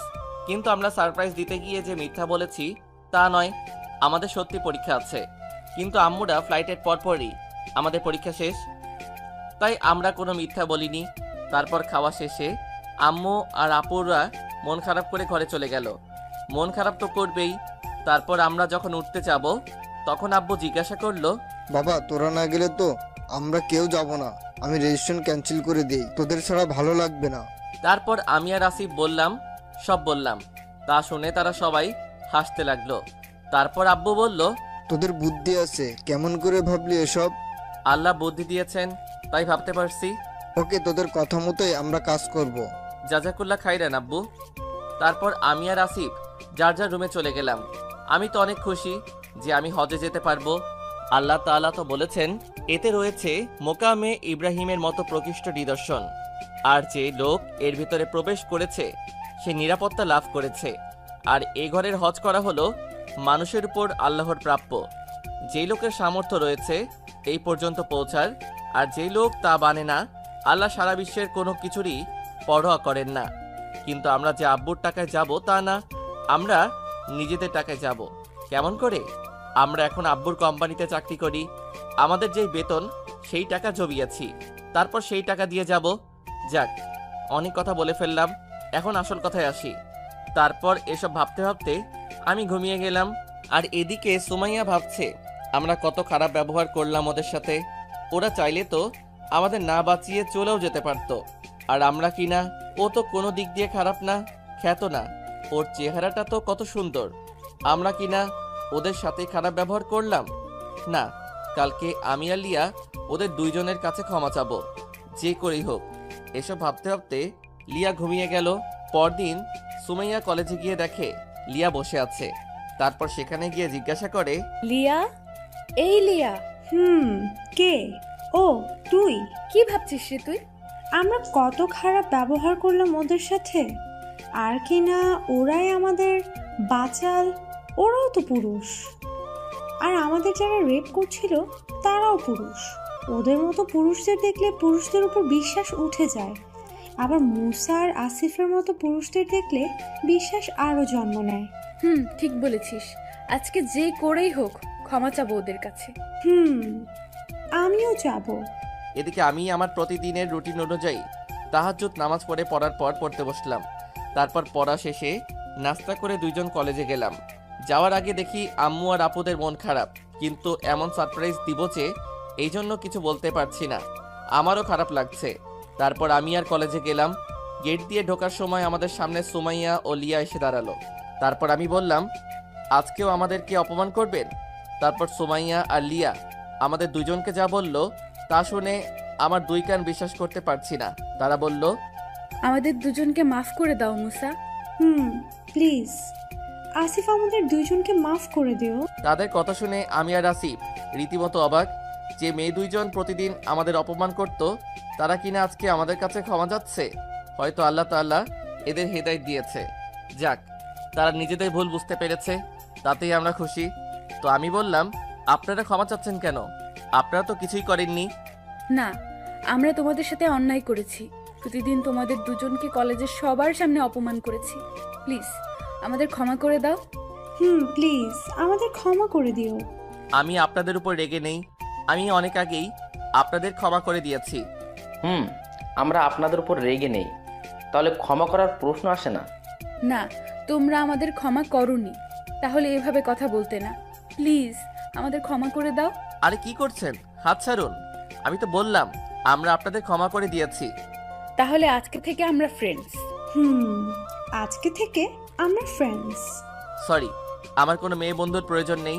আর বিয়ের আগে কোনো মেয়ের সাথে মেলামেশা করা ইসলামে জায়েজ না। তাই আমরা আপনাদের সাথে ফ্রেন্ডশিপ করতে পারবো না। কিন্তু কেন? কারণটা তো আপনাদের বললাম। তারপর আমি আর আসিফ ক্লাসের দিকে যেতে লাগলাম, আর এদিকে সুমাইয়া আমার দিকে তাকিয়ে ভাবছে আমাদের সাথে বন্ধুত্ব করলো না কেন। কলেজের সব ছেলেরা আমাদের সাথে বন্ধুত্ব করার জন্য পাগল হয়ে যায়, আর আমরা নিজেরা বললাম তাও রাজি হলো না। না, যে করেই হোক ওদের সাথে বন্ধুত্ব করেই ছাড়বো। তারপর সুমাইয়া লিয়ার দিকে তাকালো, দেখে লিয়া এক দৃষ্টিতে আসিফের যাওয়ার দিকে তাকিয়ে আছে। তাই সুমাইয়া জিজ্ঞেস করলো, লিয়া, আই লিয়া। কি হয়েছে? তুই কি ভাবছিস? কই কিছু না তো। কিছু তো একটা ভাবছিস। মুসার বন্ধু আসিফ কত সুন্দর না? কত সুন্দর চেহারা, একেবারে নূরের মতো। আর শরীর দিয়ে কত সুন্দর আতরের ঘ্রাণ আসছে। ও এই কথা। তো লিয়া মামুনি মনে হয় আসিফের প্রেমে পড়েছে। ধুর, কি যে বলিস না। বুঝি বুঝি, সব বুঝি। তুই তো সব বুঝিস। তুই মনে হয় মুসার প্রেমে পড়িসনি। তা না হলে এতক্ষণ ওর দিকে এভাবে ড্যাপ ড্যাপ করে তাকিয়ে থাকতি? ধুর, কি যে বলিস। থাক, আর কিছু বলতে হবে না, ক্লাসে চল। চল। তারপর সুমাইয়া আর লিয়া ক্লাসের দিকে যেতে লাগলো। সুমাইয়া ভাবছে আসলেই তো মুসাও তো কম সুন্দর না, ও তো অনেক সুন্দর। কি সুন্দর ফর্সা চেহারা, মুখটাও কি সুন্দর, যে কোনো মেয়ে দেখলেই প্রেমে পড়ে যাবে। এইসব ভাবতে ভাবতে সুমাইয়া ক্লাসে আসছে, আর এদিকে আমি আর আসিফ ক্লাসে গিয়ে একটা বেঞ্চে বসলাম। তারপর আসিফ আমাকে বলল, ভাই মুসা। বল ভাই। আজকে আমাদের কাছে ওরা ক্ষমা চাইলো কেন? আমিও জানি না। যে মেয়েরা আমাদের দুজনকে প্রতিদিন অপমান করত তারা কিনা আমাদের কাছে বাপ চেয়েছে। হয়তো তারা নিজের ভুল বুঝতে পেরেছে। ঠিক বলেছিস। তারা যে তাদের ভুল বুঝতে পেরেছে এতেই আমরা খুশি। তারপর সুমাইয়া ও লিয়া ক্লাসে আসলো। তারা আসার পর থেকে শুধু আমাদের দুজনের দিকে তাকিয়ে আছে। তারপর দেখি হৃদয় আর উৎসব আমাদের দিকে আসছে। ও, আপনাদের বলতে ভুলে গেছি, আমাদের দুইজনের দুইটা বন্ধু হয়েছে, হৃদয় আর উৎসব। ওরাও দুইজন বড়লোকের ছেলে, কিন্তু ওদের মনে কোনো অহংকার নেই, সবার সাথেই মিশে। আর ওরা হলো আমাদের বেস্ট ফ্রেন্ড। তো আমাদের কাছে এসে বলল, আসসালামু আলাইকুম। ওয়ালাইকুম আসসালাম। কিরে, কেমন আছিস? আলহামদুলিল্লাহ, ভালো আছি। তোরা কেমন আছিস? আলহামদুলিল্লাহ, আমরাও ভালো আছি। মুসা, আজকে দেখলাম সোমায়া আর লিয়া তোদের সাথে ভালো ব্যবহার করছে। যে মেয়েরা তোদের প্রতিদিন অপমান করত, তারা কিনা আজকে তোদের সাথে ভালো ব্যবহার করছে। কাহিনী কি? তারপর আমি আর আসিফ ওদেরকে সবকিছু বললাম। ওরা শুনে তো অবাক। হৃদয় বলল, ওরা তোদের কাছে ক্ষমা চেয়েছে। ভাই। যাক ভাই, ওরা যা নিজেদের ভুল বুঝতে পেরেছে তাই ভালো। এইভাবেই আমরা কথা বলছিলাম। আর একটু পরে স্যার আসলেন আর আমরা যে যার বেঞ্চে চলে গেলাম। তারপর স্যার ক্লাস নেওয়া শুরু করলেন। পরে আমরা ক্লাসে মনোযোগ দিলাম। এইভাবেই একটা একটা করে ক্লাস শেষ হয়ে গেল। যখন আমরা দুইজন বের হতে যাব, এমন সময় সুমাইয়া ও লিয়া আমাদের সামনে এসে পথ আগলে দাঁড়ালো। আমি বললাম, কি হলো, আমাদের পথ আটকিয়েছেন কেন? সরুন। সরতে পারি যদি তোমরা আমাদের সাথে বন্ধুত্ব করো। বললাম তো, আমরা আপনাদের সাথে বন্ধুত্ব করতে পারবো না। জানো, কলেজের সব ছেলেরা আমাদের সাথে বন্ধুত্ব করার জন্য পাগল, আর আমরা নিজেরা তোমাদের কাছে আসলাম বন্ধুত্ব করতে, তাও তোমরা না করে দিচ্ছ। সবাই পাগল হলেও আমরা পাগল না। এখন সরেন, আমাদের কাজ আছে। এই বলে আমি আর আসিফ পাশ কাটিয়ে চলে এলাম। এদিকে সুমাইয়া বলছে, তোমাদের সাথে তো বন্ধুত্ব করেই ছাড়বো, যে করেই হোক। করবই। এই বলে তারা অন্যদিকে যেতে লাগলো। আর আমি আর আসিফ বাসায় চলে আসলাম। বাসায় এসে দেখি আম্মু আর আপুদের মন খারাপ। আমারও খারাপ লাগছে, কিন্তু কিছু করার নেই। তাই আম্মুকে বললাম, আসসালামু আলাইকুম আম্মু। ওয়ালাইকুম আসসালাম। তোরা এসেছিস বাবা? যা গিয়ে ফ্রেশ হয়ে নে। তারপর আমি আর আসিফ রুমে চলে আসলাম। আমি রুমে এসে ফ্রেশ হয়ে নামাজ পড়লাম। নামাজ পড়ে নিচে খেতে গেলাম। নিচে গিয়ে দেখি আসিফ টেবিলে বসে আছে। তারপর আমি টেবিলে বসলাম। তারপর আম্মু আমাদের খাবার দিল। আমি বললাম, আম্মু আপু, তোমাদের মন খারাপ কেন? মন খারাপ হবে না? আমরা হজে যাব, আর তোরা যাবি না? আম্মু, আমাদের পরীক্ষা আছে, না থাকলে ঠিকই যেতাম, চিন্তা করো না। পরে আবার ইনশাল্লাহ আমরা সবাই একসাথে যাব। তারপর আমি আর আসিফ খাওয়া শেষ করে রুমে চলে আসলাম। এসে পড়তে বসলাম। পড়তে পড়তে আসরের আজান দিয়ে দিল। নামাজ পড়লাম। নামাজ শেষে আবার পড়তে বসলাম। তারপর পড়া শেষে নিচে গেলাম। নিচে গিয়ে দেখি আব্বুরা এসে পড়েছে। তারপর আমি গিয়ে আব্বুকে বললাম, আব্বু, সব ব্যবস্থা করেছো? বাবা, সব শেষ। আমাদের ফ্লাইট 10 দিন পরে, অর্থাৎ হজের 10 দিন আগে তোমাদের ফ্লাইট। আলহামদুলিল্লাহ, যাক, সব কাজ ঠিক মতো হয়েছে। তারপর আরো কিছুক্ষণ কথা বললাম। তারপর মাগরিবের আজান দিল।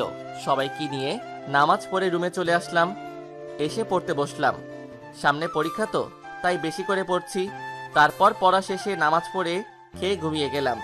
তারপর রাত 3টায় ঘুম থেকে উঠে তাহাজ্জুদ পড়ে কিছুক্ষণ কুরআন তিলাওয়াত করলাম। তারপর ফজরের আজান দিল। নামাজ পড়ে পড়তে বসলাম। পড়া শেষে নাস্তা করে দুইজন কলেজে গেলাম। এইভাবেই আমাদের দিন কাটতে লাগলো। প্রতিদিনই ওরা দুইজন আমাদের বিরক্ত করে, আর আমরা সহ্য করি। তারপর আমাদের পরীক্ষার সময় চলে এলো। তাই আমরা দুইজন চিন্তা করলাম যে এই কয়েকদিন বাড়িতে বসে পড়ব। তাই আমরা দুইজন পরীক্ষার আগে কয়েকদিন ভার্সিটিতে না গিয়ে বাসায় বসে পড়াশোনা করলাম। এদিকে এই কয়েকদিন ভার্সিটিতে যাই না বলে সুমাইয়া ও লিয়া তো চিন্তায় শেষ। ওরা মনে করছে যে আমরা আর ভার্সিটিতে আসবো না। সবাই ওদেরকে দোষারোপ করছে। সুমাইয়া ভাবছে, কি করলাম আমি এটা? ও যদি আর না আসে তাহলে আমি নিজেকে ক্ষমা করতে পারবো না। এদিকে লিয়াও একই কথা ভাবছে। এভাবেই পরীক্ষার দিন চলে আসলো। সুমাইয়া আর লিয়া দরজার দিকে তাকিয়ে আছে, যদি ওরা আসে। এইভাবেই তারা তাকিয়ে রইল। কিছুক্ষণ পরে আমি আর আসিফ এসে পড়লাম। আমাদের দেখে সুমাইয়া আর লিয়ার মন শান্ত হলো। পরীক্ষা দেওয়া শুরু করলাম। পরীক্ষা শেষে লাইব্রেরিতে গেলাম। সেখানে গিয়ে একটা ইসলামিক বই পড়ছিলাম। এমন সময় মনে হলো আমার পিছে কেউ দাঁড়িয়ে আছে। তাও কিছু না বলে পড়তে লাগলাম। আর কিছুক্ষণ পরে আমাকে সুমাইয়া বলল, এই যে হুজুর, আমাকে একটা বই দাও তো। উপরে আছে, গিয়ে নিয়ে নিন। আমার কথায় মনে হয় সে অনেক কষ্ট পেয়েছে। মাথা উঠিয়ে দেখলাম আগের চেয়ে অনেক শুকিয়ে গেছে। চেহারায় আগের সেই উজ্জ্বলতা নেই। তারপরও চলে গেল। যাওয়ার আগে আমাকে বলল, আমি তোমাকে ছাড়া বাঁচবো না মুসা। তারপরও চলে গেল। আর আমি বসে রইলাম। সে যে কি বলে গেল কিছুই বুঝলাম না। তারপর আসিফ আমার কাছে আসলো। পরে আমরা বাসায় চলে আসলাম। এভাবেই দিন যেতে যেতে আব্বু আম্মুদের হজ ফ্লাইটের সময় এসে গেল। আর তার 2 দিন পরে আমাদের পরীক্ষাও শেষ। তো আজকে আব্বু আম্মু ওরা সবাই হজে যাবে। সবাইকে এয়ারপোর্টে ছাড়তে গেলাম। আম্মু আর আপুরা তো আমাদের জড়িয়ে ধরে কান্না করেছে, ছাড়তেই চাচ্ছিল না। আর আমার ভাগ্নিরা তো সকাল থেকে কান্না শুরু করেছে, শুধু বলছে আমরা যাব না, মামা গেলে যাব। তো এনাদেরকে শান্ত করলাম, তারপর সবাইকে বিদায় দিলাম। তার আগে আব্বুর সাথে কথা বললাম যেন ওখানে গিয়ে সব ব্যবস্থা করে রাখে। তারপর আমরা দুইজন বাসায় চলে এলাম। এভাবে আমাদের আর 2টা পরীক্ষা ছিল, তাও শেষ হয়ে গেল। আলহামদুলিল্লাহ সব পরীক্ষাই অনেক ভালো হয়েছে। তারপর কলেজ 15 দিন বন্ধ দিল। আমরা ওইখানে থাকবো 25 দিন, তাই আরো 15 দিন ছুটি নিলাম। এইভাবে দিন যেতে যেতে আমাদের হজে যাওয়ার দিন চলে আসলো। তারপর আমরা এয়ারপোর্টে গিয়ে সকল ফর্মালিটিস শেষ করে প্লেনে উঠলাম। এইভাবে 6 ঘন্টা জার্নি করে আমরা জেদ্দা ইন্টারন্যাশনাল এয়ারপোর্টে পৌঁছালাম। ওটাই হলো পৃথিবীর সবচেয়ে বড় বিমানবন্দর। ওইখানে হাজিদের জন্য আলাদা টার্মিনাল আছে, ওটা শুধু হজের সময় খুলে। তো আমরা এখানেরও সকল ফর্মালিটিস পূরণ করে বাইরে এসে একটা ট্যাক্সি নিলাম। গন্তব্য মক্কা। প্রথমেই ওখানে গিয়ে উমরা করব। এখন আপনারা ভাবতে পারেন আমার বাবার এত টাকা, তাও আমরা 2 জন ট্যাক্সি নিলাম কেন? আমাদের জন্য তো গাড়ি আসার কথা। হ্যাঁ, কথা ছিল ঠিকই, কিন্তু আমরা না করে দিয়েছি। আমাদের 2 জনের সিম্পলভাবে চলতেই ভালো লাগে। তো আমরা 4 ঘন্টা পর মক্কাতে এসে পৌঁছালাম। তো ট্যাক্সি থামলো মিশফালা রোডে, ইব্রাহিম খালিলুল্লাহ ব্রিজের সামনে। তো সেখান থেকে আমাদের হোটেলে হেঁটে যেতে হয়। হোটেল বেশি দূরে না, ব্রিজের পরে 2টা রোড আছে। একটা হলো আল হিজরা রোড, আরেকটা দিকে হলো আন্ডারগ্রাউন্ড। সেই আন্ডারগ্রাউন্ড পার হলেই জমজম ক্লক টাওয়ার আছে, সেখানে আমাদের হোটেল। তো আমরা আমাদের ব্যাগ নিয়ে হোটেলের দিকে হাঁটতে লাগলাম। কিছুক্ষণ পরেই আমরা 2 জন আমাদের হোটেল জমজম পুলম্যান মক্কাতে আসলাম। এসে আমাদের পরিচয় দিয়ে আমাদের রুমের চাবি নিলাম। সেখানে গিয়ে নিজেদের ব্যাগ রেখে আব্বুদের রুমে গেলাম। ও আপনাদেরকে বলে রাখি, ওইখানে পুরুষ ও মহিলাদের রুম আলাদা। একই রুমে শুধু স্বামী স্ত্রী থাকতে পারবে। এখানে তো সবাই আছে, তাই আলাদা রুমের ব্যবস্থা করা হয়েছে। তো আব্বুদের রুমে গিয়ে বললাম, আসসালামু আলাইকুম। ওয়ালাইকুম আসসালাম। এসে গেছিস তোরা? আব্বু। আচ্ছা আব্বু, আম্মুরা কোথায়? আমাদের পাশের রুমে। এখন যাবি? না আব্বু, আজকে বিকালে সারপ্রাইজ দিব। ওকে, এখন কি করবি? এখন আমরা 2 জন উমরা করব। উমরা করার পরে অন্য কাজ। ওকে, যা, সাবধানে যাবি। তারপর আমি আর আসিফ হোটেল থেকে নেমে কাবা শরীফের দিকে গেলাম। সেখানে গিয়ে দেখি অনেক মানুষ, হজের মাস তো, তাই অনেক ভিড় থাকে। তো আমরা 2 জন কাবা শরীফের সামনে গিয়ে হাজরে আসওয়াদকে সামনে রেখে তাওয়াফ শুরু করলাম। তাওয়াফে 7টা চক্কর দিতে হয়। প্রতি চক্করে হাজরে আসওয়াদকে চুম্বন করতে হয়। হজের সময় হাজরে আসওয়াদের সামনে অনেক ভিড় থাকে, তাই ইশারায় চুম্বন করলে কোনো সমস্যা হবে না। এভাবে তাওয়াফ শেষে মাকামে ইব্রাহিমকে সামনে রেখে 2 রাকাত নামাজ পড়লাম। তারপর জমজম পানি খেয়ে সাফা মারওয়া পাহাড়ের দিকে গেলাম সাই করতে। সাইও 7 বার। এখানে শুধু 2 পাহাড়ের মধ্যবর্তী স্থানে সবুজ বাতি জ্বালানো আছে, সেখানে পুরুষ হাজিদের দৌড়াতে হয়। তারপর আমরা 2 জন সাই করা শেষে চুল ছেটে হোটেলে এসে পড়লাম। তারপর ফ্রেশ হয়ে দিলাম এক ঘুমে আসরের সময় উঠে 2 জন গেলাম কাবা শরীফে নামাজ পড়তে। নামাজ শেষে হোটেলে আব্বুর রুমে গেলাম। তারপর সেখানে গিয়ে বললাম, আব্বু আম্মুরা রুমে আছে। আছে, যা তোরা সারপ্রাইজ দিয়ে আয়। তারপর আমি আর আসিফ আম্মুদের রুমে দরজার বাহিরে দাঁড়ালাম। আড়ি পেতে শুনছিলাম আম্মুরা কি বলে। তো আম্মুরা বলছিল, খুব খারাপ লাগছে, এতদিন পর ছেলে দুটোকে পেলাম, তা ওদের ফেলে আসতে হলো। কি করছে ওরা এখানে? কেমন আছে? কিছুই জানি না। জানি না আমার ছেলে দুটো কি করছে। যদি ওরা এখনই এসে পড়তো, আল্লাহ ওদেরকে ভালো রেখো। আমি আসিফকে বললাম, এখনই সারপ্রাইজ দেওয়ার মোক্ষম সময়। তারপর আমরা দরজা ঠেলে ভিতরে ঢুকলাম এবং বললাম, তুমি আল্লাহর কাছে বলেছ আর আল্লাহ তোমাদের দোয়া কবুল করেছেন। মুসা, আসিফ, তোরা এখানে? তোদের না পরীক্ষা ছিল? আমাদের পরীক্ষা ছিল, কিন্তু তোমাদের আসার 2 দিন পর শেষ হয়ে গেছে। তারপর তাদের আমাদের প্ল্যান শুরু থেকে বললাম। ভাইরে ভাই, এই কথা শোনার পর যে আমাদের উপর দিয়ে ঘূর্ণিঝড় আমপান, বুলবুল, সিডর, টর্নেডো সব বয়ে যাবে, যদি জানতাম তাহলে ভুলেও বলতাম না। বুঝেননি তো? দাঁড়ান, সব বুঝিয়ে বলছি। মানে আমার আম্মু আমাদের 2 ভাইয়ের কান টেনে বলে, ফাজিল ছেলের দল, অনেক বুদ্ধি হয়েছে না তোদের? আমাদের এতদিন কষ্ট দিলি কেন? আগে বলতে পারতি না? আম্মু ছাড়ো, ব্যথা লাগছে। যদি তোমাদেরকে বলতাম তাহলে সারপ্রাইজ থাকতো। লাগুক ব্যথা, শয়তান ছেলে। আমাকে কষ্ট দিয়েছিস, তোর বোনদেরও কষ্ট দিয়েছিস, আমাদের কষ্ট হয়নি? আম্মু, আমাদের ছাড়ো, ব্যথা পাচ্ছি। আমাদের তো কম কষ্ট হয়নি। তোদের এত সহজে ছাড়বো না। আম্মু ছাড়বে না ওদের। আমার আপুদের ভাবসাব দেখে মনে হলো আমরা দুইজনের অবস্থা খারাপ করা হবে। কিছু না ভেবে দিলাম দরজার দিকে দৌড়। ও আল্লাহ, আমার ভাগ্নি দুইজন দেখি দরজা বন্ধ করে দিয়েছে। এইবার আমরা শেষ। দেখি আমার বোন দুইজন বালিশ নিয়ে আসছে। ওরে আল্লাহ, এ দেখি আমাদের মারার জন্য আসছে। সাথে সাথে বালিশ দিয়ে বাড়ি দেওয়া শুরু করলো, এলো পাতারি মারলো। তারপর শান্ত হলো, দেখি বালিশ ছিঁড়ে তুলা বের হয়ে গেছে। তারপর একটু খাটে বসলাম। আরে ভাই, মাইর খেলাম, একটু রেস্ট নিব না? কি মাইরটা দিল রে বাপ! আমার চুল দাড়ি সব এলোমেলো হয়ে গেছে। এমন সময় আমার ভাগ্নিরা আমাদের সামনে আসলো এবং বলল, মামা, ও মামা, বলো মামনি। তোমরা আমাদের কত দিয়ে তো, তোমাদের আবার শাস্তি পেতে হবে। কি বলো মামনি? তোমাদের আম্মুরা আমাদের দুইজনকে শাস্তি দিল, আবার তোমরাও দিবা? দিব। না শুনলে টুল টেনে দিয়ে ফেলবো। না না থাক, বলো কি শাস্তি? একটা ভুল করলাম, তার জন্য আমার এত শাস্তি পেতে হচ্ছে? আর কখনোই তোমাদেরকে সারপ্রাইজ দিব না। তোমরা এখন আমাদেরকে বাহিরে নিয়ে যাবে আর আমাদের আইসক্রিম চকলেট খাওয়াতে হবে। লাজি? আমি মনে মনে আলহামদুলিল্লাহ বললাম, কেননা মনে করেছিলাম তারা আর কি বড় শাস্তি দেয়। তারপর আমি বললাম, যাও, আমরা দুইজন রাজি। কি আসিফ, রাজি না? রাজি, যাও রেডি হও। তারপর তারা খুশি হয়ে গেল রেডি হতে। দেখি দুইজন দুইটা বোরকা পরে আছে। এমনি আমার মামুনি দুইজন কিউটের ডিব্বা, তার উপর বোরকা পরলে আরো কিউট লাগে। তারপর তাদের দুজনকে কোলে নিয়ে বাহিরে গেলাম। বাহিরে আল হিজরা রোডে গেলাম, কেননা সেইখানে বিভিন্ন খাবারের দোকান আছে। তো আমরা আইসক্রিমের দোকানে গিয়ে বললাম 2টা আইসক্রিম দিতে। দেওয়ার সাথে সাথে এরা দুইজন খাওয়া শুরু করলো। ওরে বাবা, এ দেখি 5 মিনিটে শেষ। তারপর বললাম, কি আরো খাবা? আরো খাবো।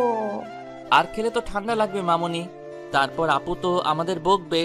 না, আম্মু বকবে না, আমরা আরো খাবো। তারপর তাদেরকে আরেকটা আইসক্রিম কিনে দিলাম। শুধু খেয়েই যাচ্ছে। আজকে এদের ঠান্ডা লাগবে আর আমরা বকা খাবো। তারপর আমরা ওনাদেরকে নিয়ে চকোলেটের দোকানে গেলাম। সেখান থেকে ওনাদের অনেকগুলো চকলেট কিনে দিলাম। তারপর ওনারা চকলেট খাওয়া শুরু করলো। দেখি মাগরিবের আজান শোনা যাচ্ছে কাবা শরীফ থেকে। কি সুন্দর সুর আজানের! কাবা শরীফের আজান শুনলেই আমার মন শান্ত হয়ে যায়, কোনো চিন্তাই থাকে না। তারপর সবাইকে ফোন দিয়ে কিং আব্দুল আজিজ গেটের সামনে আসতে বললাম। এটাই সবচেয়ে বড় গেট, এখান থেকেই ঢোকা সহজ। তারপর সবাই আসলো, পুরুষরা পুরুষদের জায়গায়, মহিলারা মহিলাদের জায়গায়। তারপর একামত হলো। পরে ইমাম শেখ মাহির বিন মুয়াকালি নামাজ পড়ালেন। নামাজ শেষে সবাই কাবা শরীফের সামনে গেলাম নফল তাওয়াফ করতে। নফল তাওয়াফেও অনেক সোয়াব। 7টা নফল তাওয়াফ একটা উমরা হজের সমান। তারপর নফল তাওয়াফ করতে করতেই এশারের আজান দিয়ে দিল। তারপর নামাজ পড়ে আমরা সবাই হোটেলে চলে এলাম। এসে খেয়ে ঘুমিয়ে গেলাম। রাত 3টার দিকে শুনি আজান দিচ্ছে। আমি তো অবাক, রাত 3টায় আজান দিচ্ছে কেন? তারপর মনে পড়ল, ও এখানে তো তাহাজ্জুদের আজান দেওয়া হয়। তারপর আসিফকে জাগালাম। তারপর বললাম যে তাহাজ্জুদের আজান দিচ্ছে, চল নামাজ পড়ে আসি। তারপর সবাইকে ফোন দিয়ে জাগালাম। জাগিয়ে সবাইকে নিয়ে নামাজ পড়তে গেলাম। নামাজ পড়া শেষে কিছুক্ষণ বসে রইলাম। তারপর ফজরের আজান দিল। প্রথম সুন্নত নামাজ পড়লাম। তারপর ফজরের আজান দিল, নামাজ পড়ানো শুরু হলো। ইমাম শেখ ডক্টর মোহাম্মদ আব্দুর রহমান আল সুদাইসি নামাজ পড়ালেন। উনি হলেন কাবা শরীফের প্রধান ইমাম। তার কণ্ঠে তিলাওয়াত শুনে চোখ দিয়ে এমনিই পানি বের হয়ে যায়। তিনি প্রথম রাকাতে সূরা আল ইউসুফের অর্ধেক এবং দ্বিতীয় রাকাতে বাকি অর্ধেক পড়ালেন। তারপর নামাজ শেষে হোটেলে চলে আসলাম। এভাবেই আমাদের দিন যাচ্ছে অনেক আনন্দে। এভাবেই দেখতে দেখতে 7ই জিলহজ চলে আসলো। মানে এই দিন মাগরিবের পরে মিনার উদ্দেশ্যে রওনা দিতে হয়। তো সবাই মিনার উদ্দেশ্যে রওনা দিলাম। সেখানে গিয়ে এশারের নামাজ আদায় করলাম। তারপর 8 জিলহজ ওখানে থাকলাম। পরের দিন অর্থাৎ 9 জিলহজ আরাফাতের উদ্দেশ্যে রওনা হলাম। সেখানে সারাদিন থেকে সূর্যাস্তের পরে মুজদালিফার উদ্দেশ্যে রওনা হলাম। সেখানে এক রাত থাকলাম। সেখান থেকে পাথর সংগ্রহ করতে হয় শয়তানকে মারার জন্য। তারপরের দিন 10ই জিলহজ কুরবানির পর মিনায় নির্ধারিত স্থানে 3 শয়তানকে পাথর মেরে চুল ছেটে আবার মিনায় আমাদের থাকার জায়গায় চলে আসলাম। এইভাবে 11 ও 12 জিলহজ মিনায় শয়তানকে পাথর মারলাম। তারপর মক্কা এসে তাওয়াফে জিয়ারত করলাম। এই তাওয়াফ ফরজ। তারপর আমাদের হজ শেষ, শুধু বিদায় তাওয়াফ বাকি আছে। সেটা সেদিন মক্কা ছেড়ে যাব, সেদিন করতে হবে। তারপর আর কিছুদিন মক্কা থাকলাম। তারপর বিদায় তাওয়াফ করে মদিনায় চলে গেলাম। আসার সময় অনেক কষ্ট হচ্ছিল। তারপর মদিনায় এসে আমরা নবীজি সাল্লাল্লাহু আলাইহি ওয়াসাল্লামের রওজা জিয়ারত করলাম। মদিনায় আসলেই অনেক শান্তি লাগে, অনেক ভালো লাগে। যে গেছে সেই জানে। তারপর সেখানে কিছুদিন থাকলাম। আমাদের আগে আমার পরিবারের সবাই চলে গেল, কিন্তু আমরা আরো পরে এসেছি বলে থেকে গেলাম। চাইলে আমরাও যেতে পারতাম। আব্বু আমাদের সেই ব্যবস্থা করে দিত, কিন্তু আমরা যাইনি। আব্বুর অনেক কাজ আছে, তাই তারা চলে গেছে। তো আমরা আর কিছুদিন থাকলাম আর তাদের জন্য কিছু গিফট কিনলাম। এভাবেই আমাদের যাওয়ার সময় হলো। মদিনা ছেড়ে যেতে আমারও অনেক কষ্ট হচ্ছিল, অনেক কান্না পাচ্ছিল। তারপর আমরা দেশে চলে গেলাম। তার আগে কিন্তু আম্মুকে জানাইনি। তারপর বাসায় পৌঁছে বাসার দরজায় নক করলাম। আম্মু দরজা খুলল। আমাদের দেখে তো অবাক। আমি বললাম, আসসালামু আলাইকুম আম্মু। ওয়ালাইকুম আসসালাম বাবা। তোরা আম্মু আমরা। তোরা আসবি আগে বলবি না? অনেক ভালো, আয় ভিতরে আয় তোরা। তারপর আমরা ভিতরে গেলাম। গিয়ে দেখি আমার মামুনি 2 জন খেলা করছে। যেই আমাদের দেখলো অমনি দৌড়ে এসে আমাদের কোলে উঠে গেল। বলল, মামা তোমরা এতে তো? মামুনি এসেছি, তোমাদের জন্য গিফটও নিয়ে এসেছি। কি এনে তো? এই যে, এই সব কিছু তোমার আর সাফার জন্য। থ্যাংকু মামা। তারপর তারা ওইসব জিনিস নিয়ে গেল। তারপর আমরা আম্মুদের জন্য যেই সব গিফট আনলাম সেগুলো তাদেরকে দিয়ে দিলাম। কি খুশি। তারপর আমার রুমে গিয়ে ফ্রেশ হয়ে রেস্ট নিলাম। তারপর আব্বুর আসলো। একটু গল্প করে খেয়ে ঘুমিয়ে গেলাম। ও, আপনাদেরকে তো সুমাইয়া ও লিয়ার কথা বলাই হয়নি। এদিকে সুমাইয়া আর লিয়া কলেজ খোলার পরও আমরা আসলাম না দেখে চিন্তায় শেষ। জানতে পারলো যে আমরা ছুটি নিয়েছি। তারা তো কান্না করতে করতে শেষ। সুমাইয়া লিয়াকে জিজ্ঞাসা করে, কি লিয়া, কি ভাবিস? সুমাইয়া, আমি আসিফকে অনেক ভালোবাসি, কিন্তু ও তো আর এলো না। ও কি বোঝে না যে আমি ওকে ভালোবাসি? আমিও মুসাকে অনেক ভালোবাসি। কলেজের সব থেকে ভদ্র ছেলে ও। কত সুন্দর চেহারা ওর, কত সুন্দর করে কথা বলে। আসিফ আসলেই আমি ওকে আমার মনের কথা বলে দেব। আমিও সেই অপেক্ষায় আছি। ও আসলে আমিও আমার মনের কথা ওকে খুলে বলবো। এভাবেই তারা ভাবছে কিভাবে আমাকে আর আসিফকে তাদের মনের কথা বলবে। আর এদিকে আমি পরের দিন তাহাজ্জুদ পড়ে ফজর পড়তে বসলাম। পড়তে পড়তে 8টা বেজে গেল। তারপর নাস্তা খেয়ে সবার কাছ থেকে বিদায় নিয়ে আমরা 2 জন কলেজে গেলাম। গিয়ে যখন গেট দিয়ে ঢুকবো তখনই আমার সাথে যা ঘটলো তার জন্য আমি মোটেও প্রস্তুত ছিলাম না।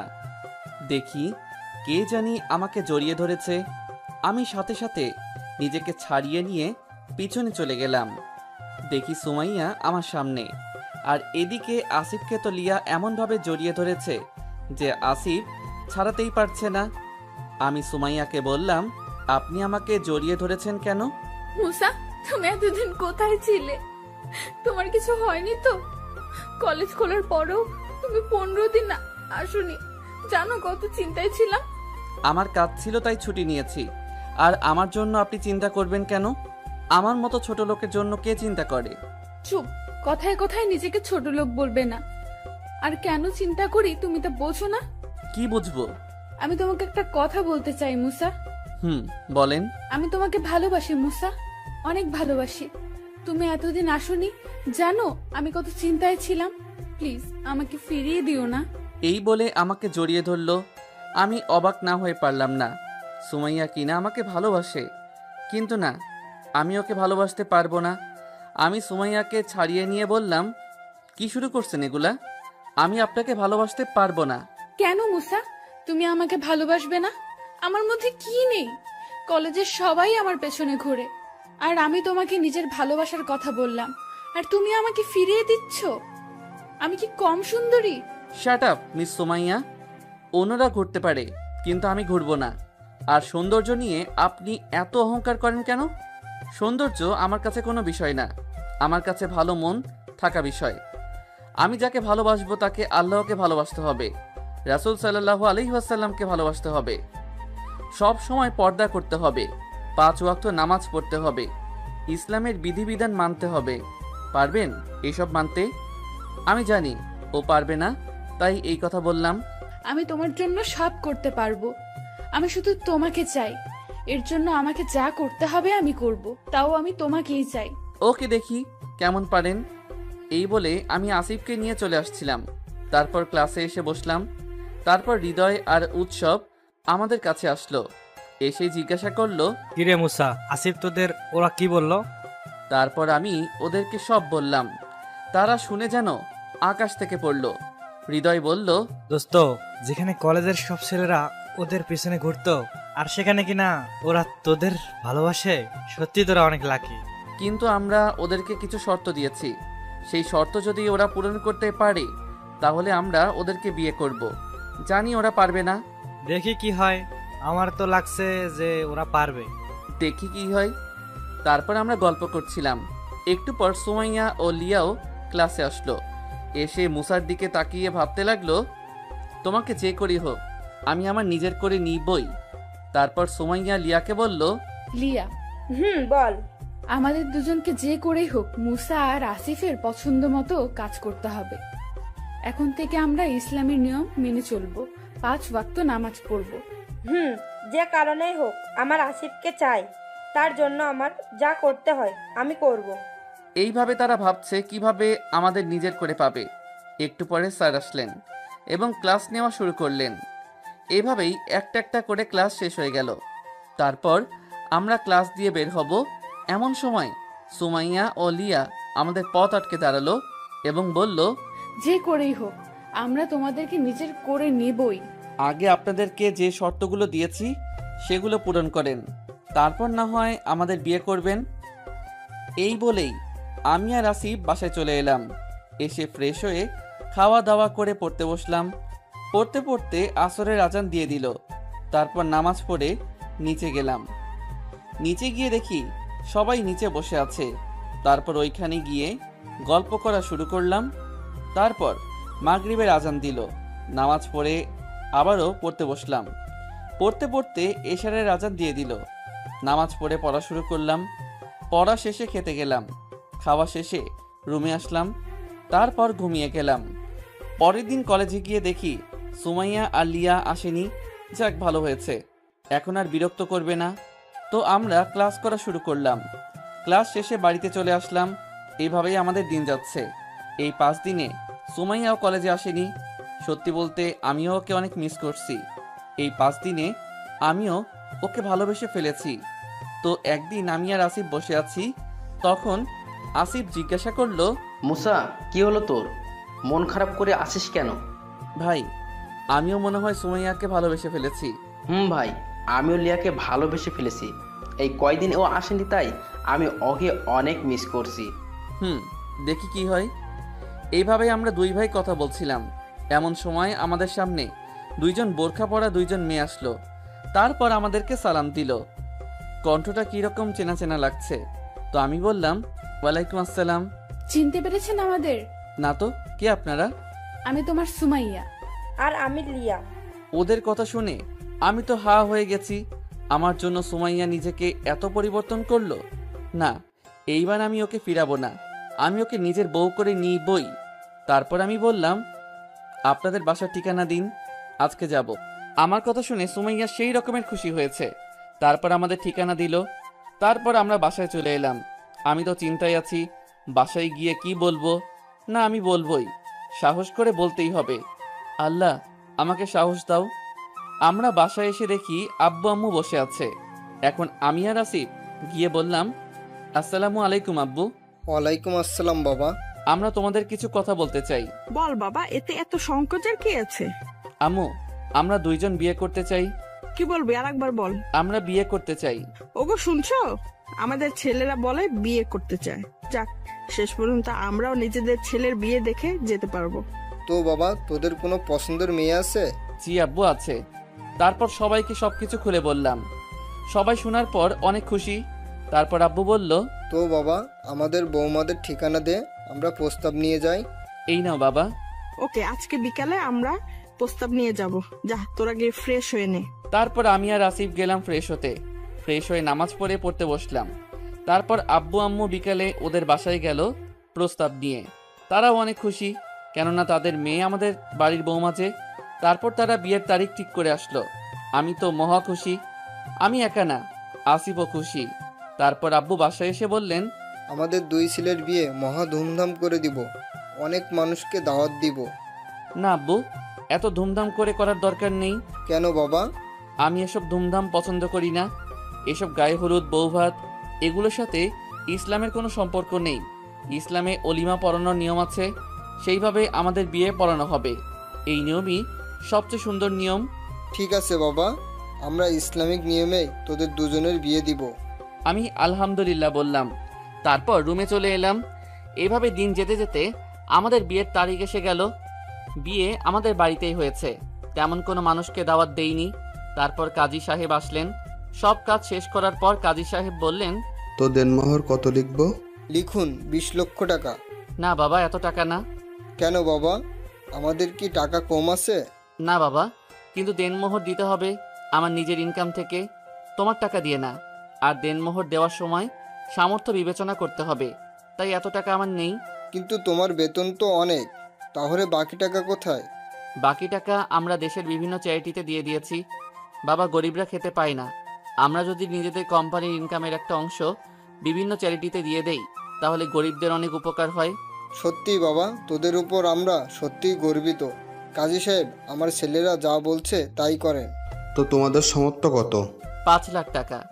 ওকে, যান, কোনেদেরকে ডেকে নিয়ে আসুন।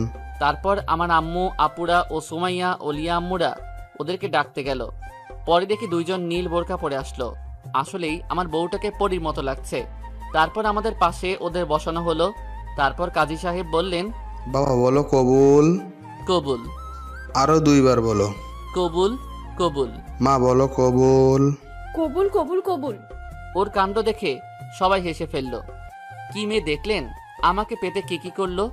তারপর আসিফের বিয়ে হয়ে গেল।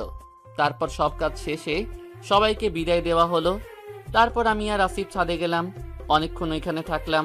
তারপর আমার আপু আর দুলাভাইরা আসলো, এসে বলল, কি শালাবাবু, বাসর ঘরে যাবে না? ভাই যা, বাসর ঘরে যা, তোর বউ তোর জন্য অপেক্ষা করছে। যাচ্ছি। এই আসিফ, আয়। চল। ভাই, বিড়ালটা কিন্তু ঠিক মতো মারিস। হুর, যাও তো। তারপর আমি আর আসিফ চলে এলাম। আপনারা ভাববেন যে আমার কত বেতন, যে আমি আমার টাকা চ্যারিটিতে দেই।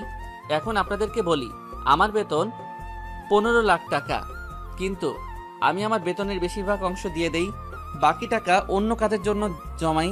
তা না হয় পরেই জানবেন। তারপর আমি আমার রুম থুকু বাসর ঘরে এসে পড়লাম। এসে দরজা লাগালাম। পিছনে ফিরে দেখি আমার বউ আমাকে সালাম করতে আসছে।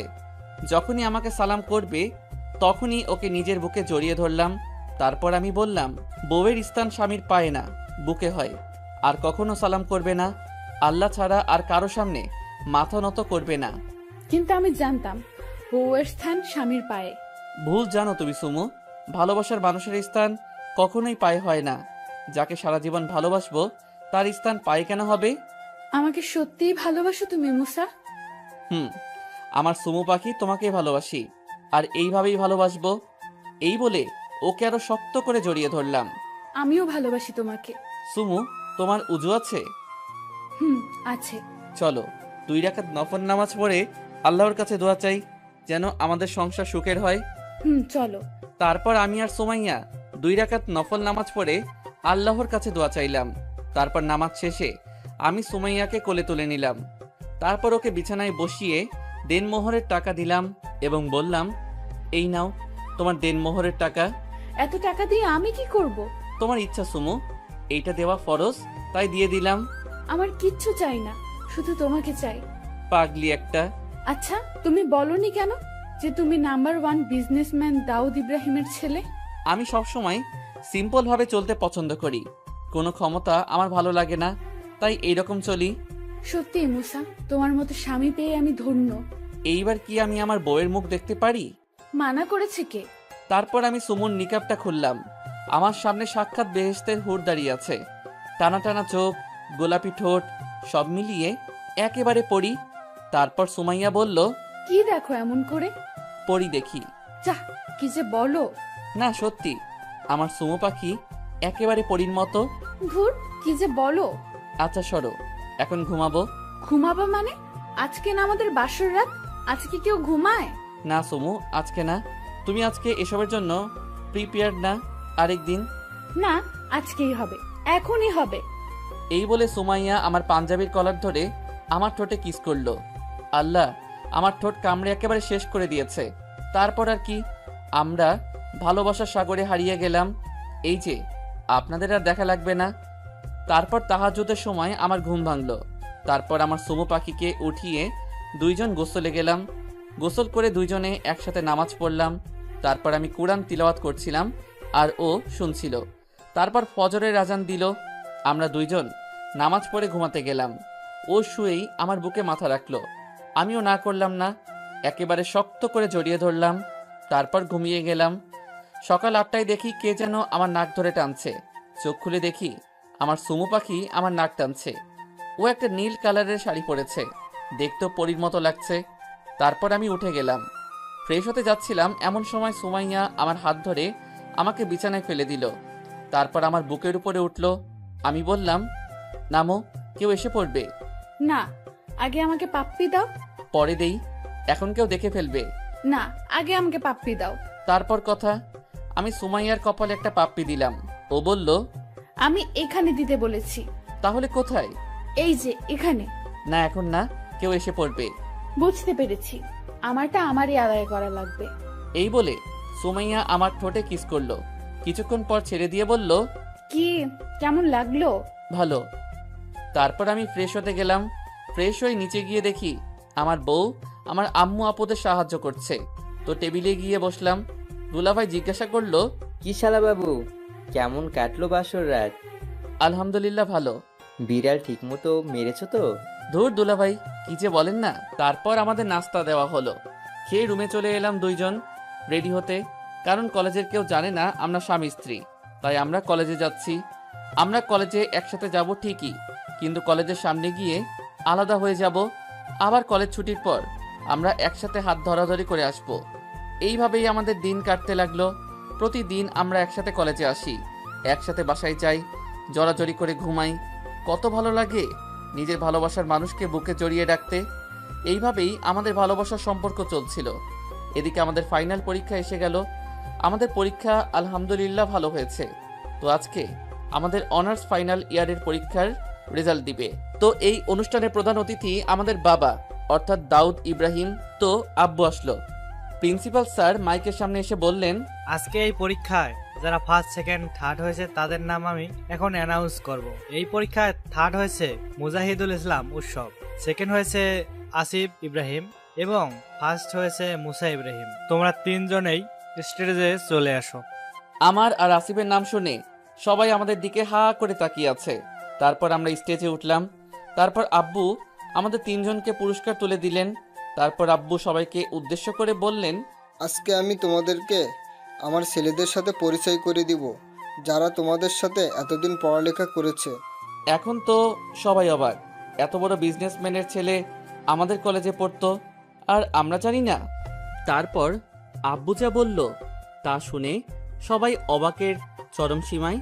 আব্বু বলল, আমার দুই ছেলে হলো মুসা ইব্রাহিম এবং আসিফ ইব্রাহিম। মুসার আসিফ আপনার ছেলে? হ্যাঁ, ওরা দুইজন আমার ছেলে। কয়েক বছর আগে আমরা ওদের ফিরে পেয়েছি। তারপর আব্বু সব কথা বলল। তারপর আমরা স্টেজ থেকে নেমে আমার বউদের নিয়ে আমার বন্ধুদের কাছে গেলাম। গিয়ে বললাম, আসসালামু আলাইকুম দোস্ত। ওয়ালাইকুম আসসালাম। কিরে, কেমন আছিস? আলহামদুলিল্লাহ ভালো, তোরা কেমন আছিস? আলহামদুলিল্লাহ ভালো। তোরা দুইজন যে এত বড় লোকের ছেলে তা আগে বলিসনি কেন? আরে আমি সবসময় সিম্পলভাবে চলতে পছন্দ করি। আর আমি আমার বাবার পরিচয়ে পরিচিত হতে চাই না, আমি নিজের পরিচয়ে পরিচিত হতে চাই। ভাই তোদের সাথে কথাই পারবো না। তা এরা দুইজন কে? এরা দুইজন আমাদের বউ। কি তোদের বউ? তোরা বিয়ে করলি কবে? এই তো কয়েক মাস আগেই। শেষ পর্যন্ত ওরা তাদের সত্য রাখলো। তারপর আমরা ওখানে বসে গল্প করছিলাম, আর আমার সুমু আমার কাঁধে মাথা রেখে বসে আছে। আমারও অনেক ভালো লাগছে। যতই হোক আমার ভালোবাসার মানুষ বলে কথা। তারপর দেখি কলেজের কিছু ছেলে মেয়ে যারা আমাদের দুই ভাইকে অপমান করত, তারা আমাদের দিকে আসছে। এসে আমাদের বলল, আমাদের সবাইকে ক্ষমা করে দাও। আসিফ, আমরা তোমাদের দুজনকে দিনের পর দিন না বুঝে অপমান করেছি। প্লিজ আমাদেরকে ক্ষমা করে দাও। আরে আমি আপনাদেরকে কবে মাফ করে দিয়েছি?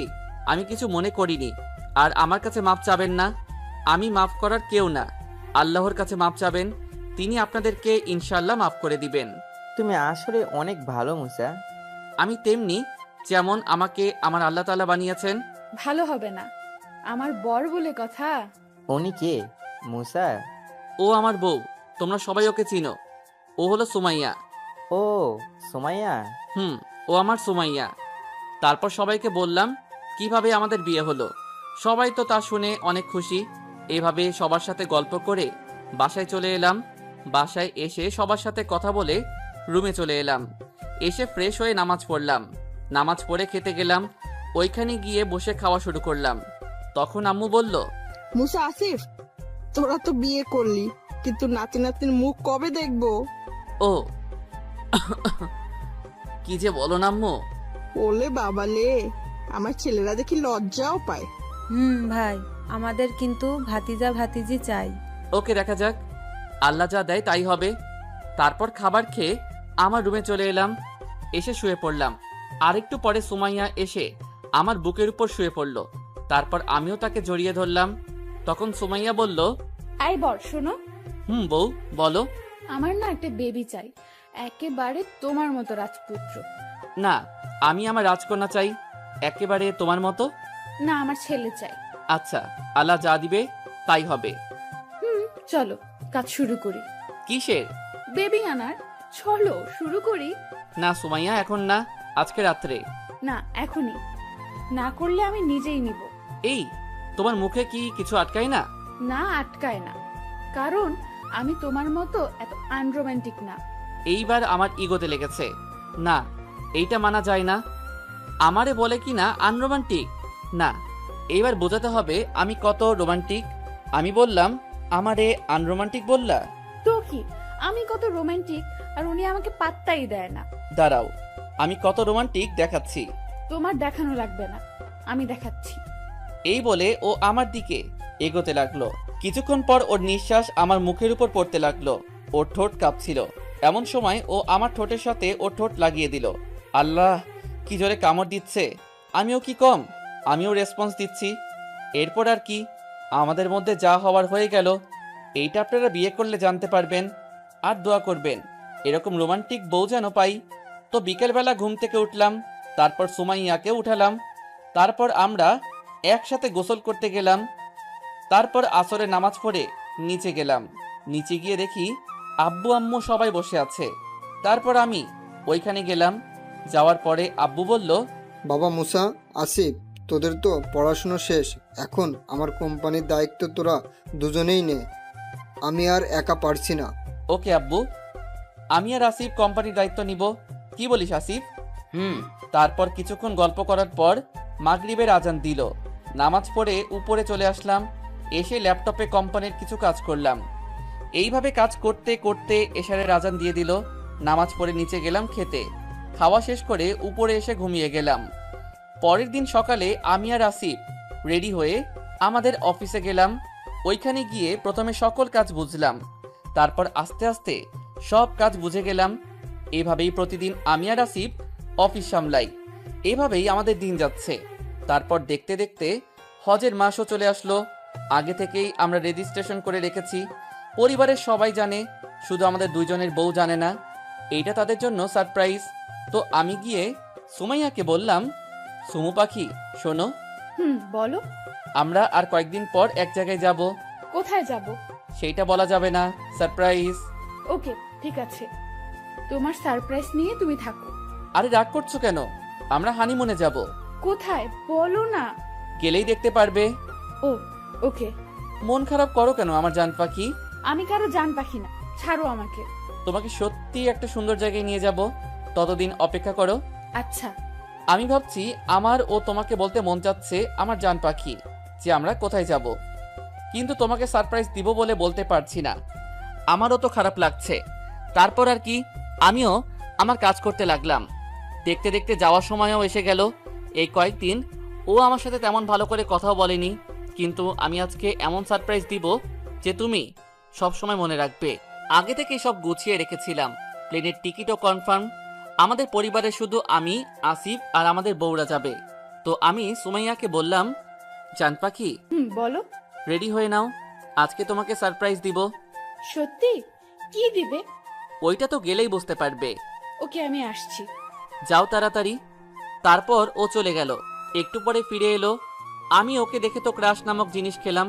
আরে ভাই, এইটা হালাল ক্রাশ, যখন তখন খেতে পারবেন, সমস্যা নাই। দেখি একটা কালো কালারের বোরখা পরে আছে, এমনি দেখতে পরীর মতো। তার উপর যদি কালো বোরখা পরে তাহলে তো জান্নাতের হুরের মতো লাগে। তো আমি তার দিকে এক দৃষ্টিতে তাকিয়ে আছি। তখনও বলল, এই যে হুজুর, কি দেখেন এমন করে? পরি দেখি, একটা কালো বোরখা পরা পরি। যাহ দুষ্টু, আমার লজ্জা করে না?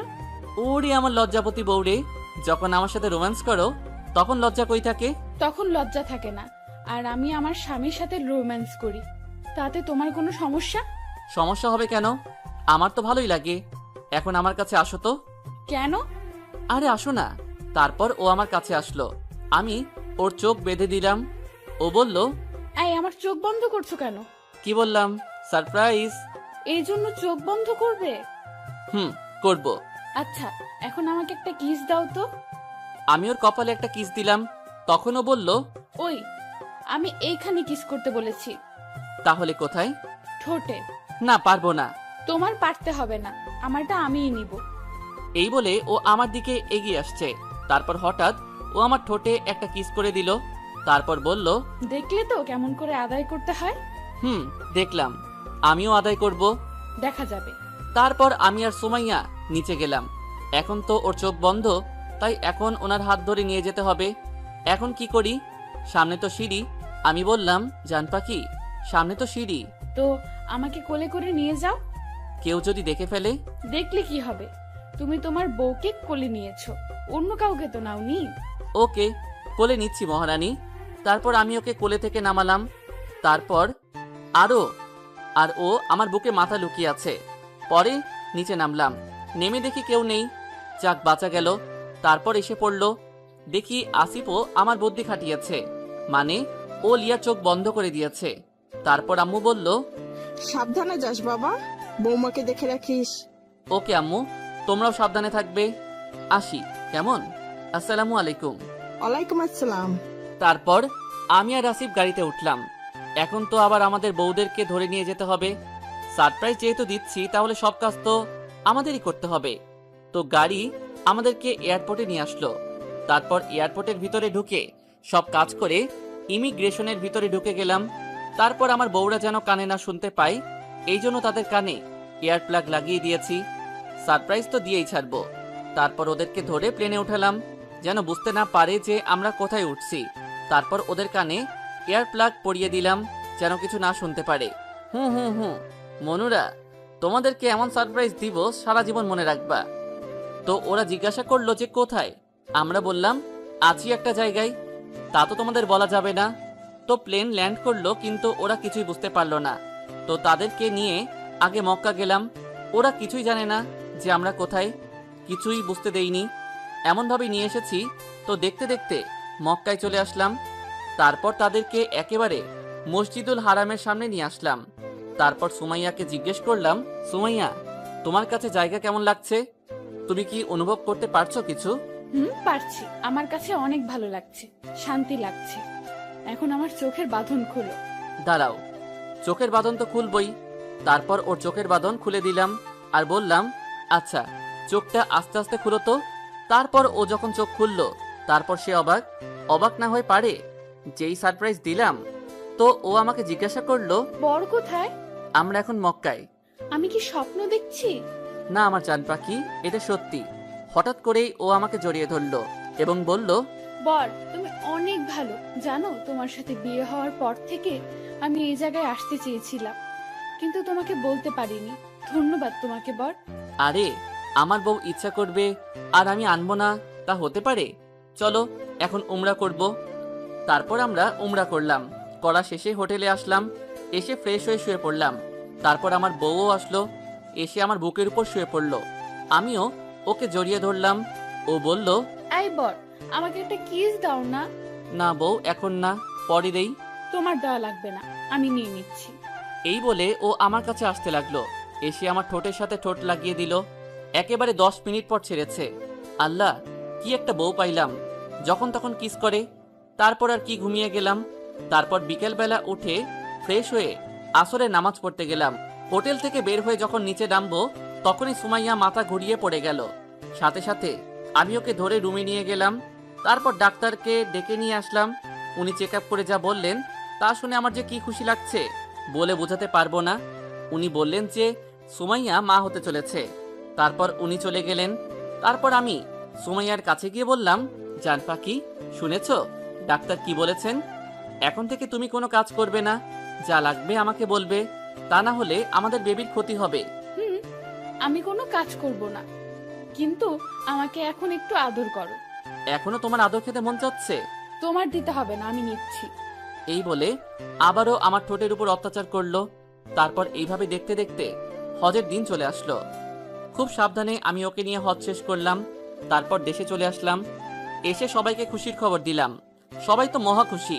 তারপর থেকে সবাই ওর খেয়াল রাখতে শুরু করলাম। এর মধ্যে লিয়ারও সুখবর আসলো। তারপর সবাই আরো খুশি। এইভাবে আমাদের দিন চলছিল। আমি ওকে অনেক কেয়ার করি, কোনো কাজ করতে দেই না।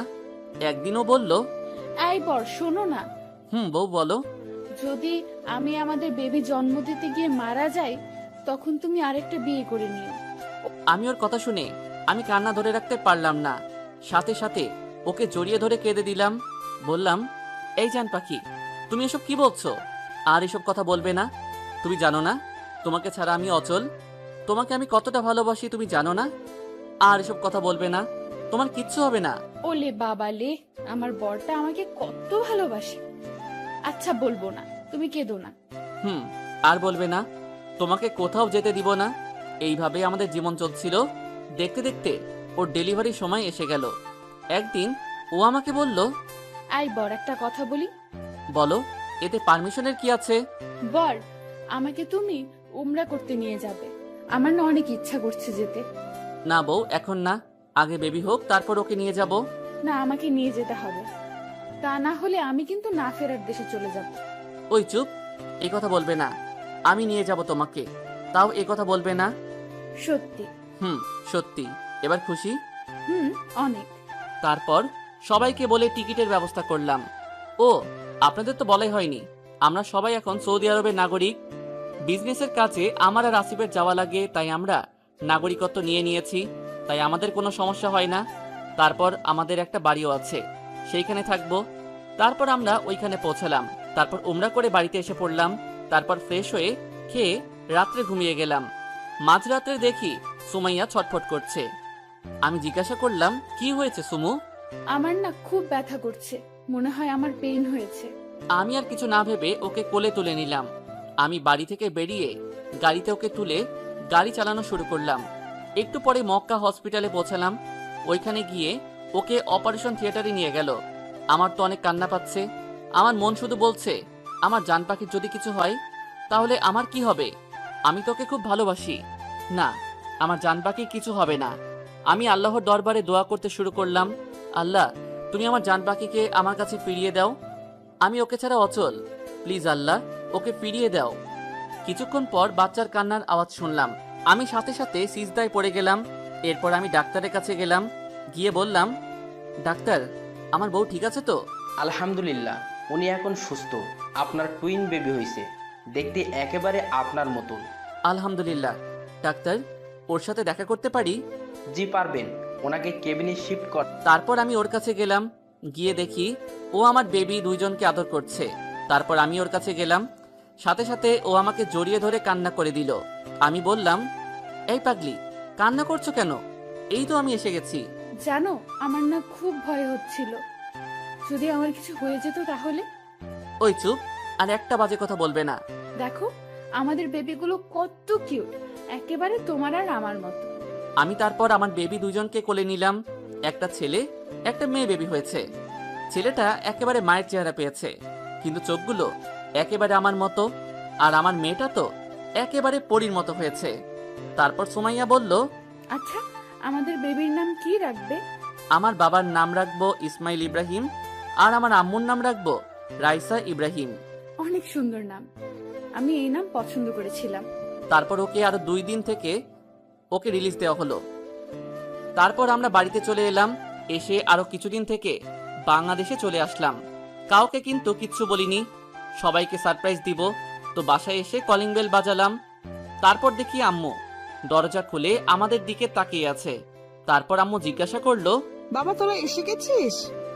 আর এই বেবি দুটো কে? ওরা তোমার নাতি নাতনি, ইসমাইল আর রাইসা। সত্যি ওরা আমার নাতি নাতনি? তারপর আম্মু সবাইকে ডাক দিল। সবাই এসে আমাদের দেখে অনেক খুশি হলো। সবাই তো আমার বেবিদের নিয়ে ব্যস্ত, সবাই কত খুশি, আমার দেখেও অনেক ভালো লাগছে। এইভাবেই আমাদের দিন যাচ্ছিল। কয়েকদিন পরে আসিফেরও 2টা বেবি হলো। তাদের নাম রাখা হলো ইউসুফ ইব্রাহিম এবং আয়েশা ইব্রাহিম। এভাবেই ভালোবাসার মানুষের সাথে খুনসুটি করে আমার দিন যাচ্ছে।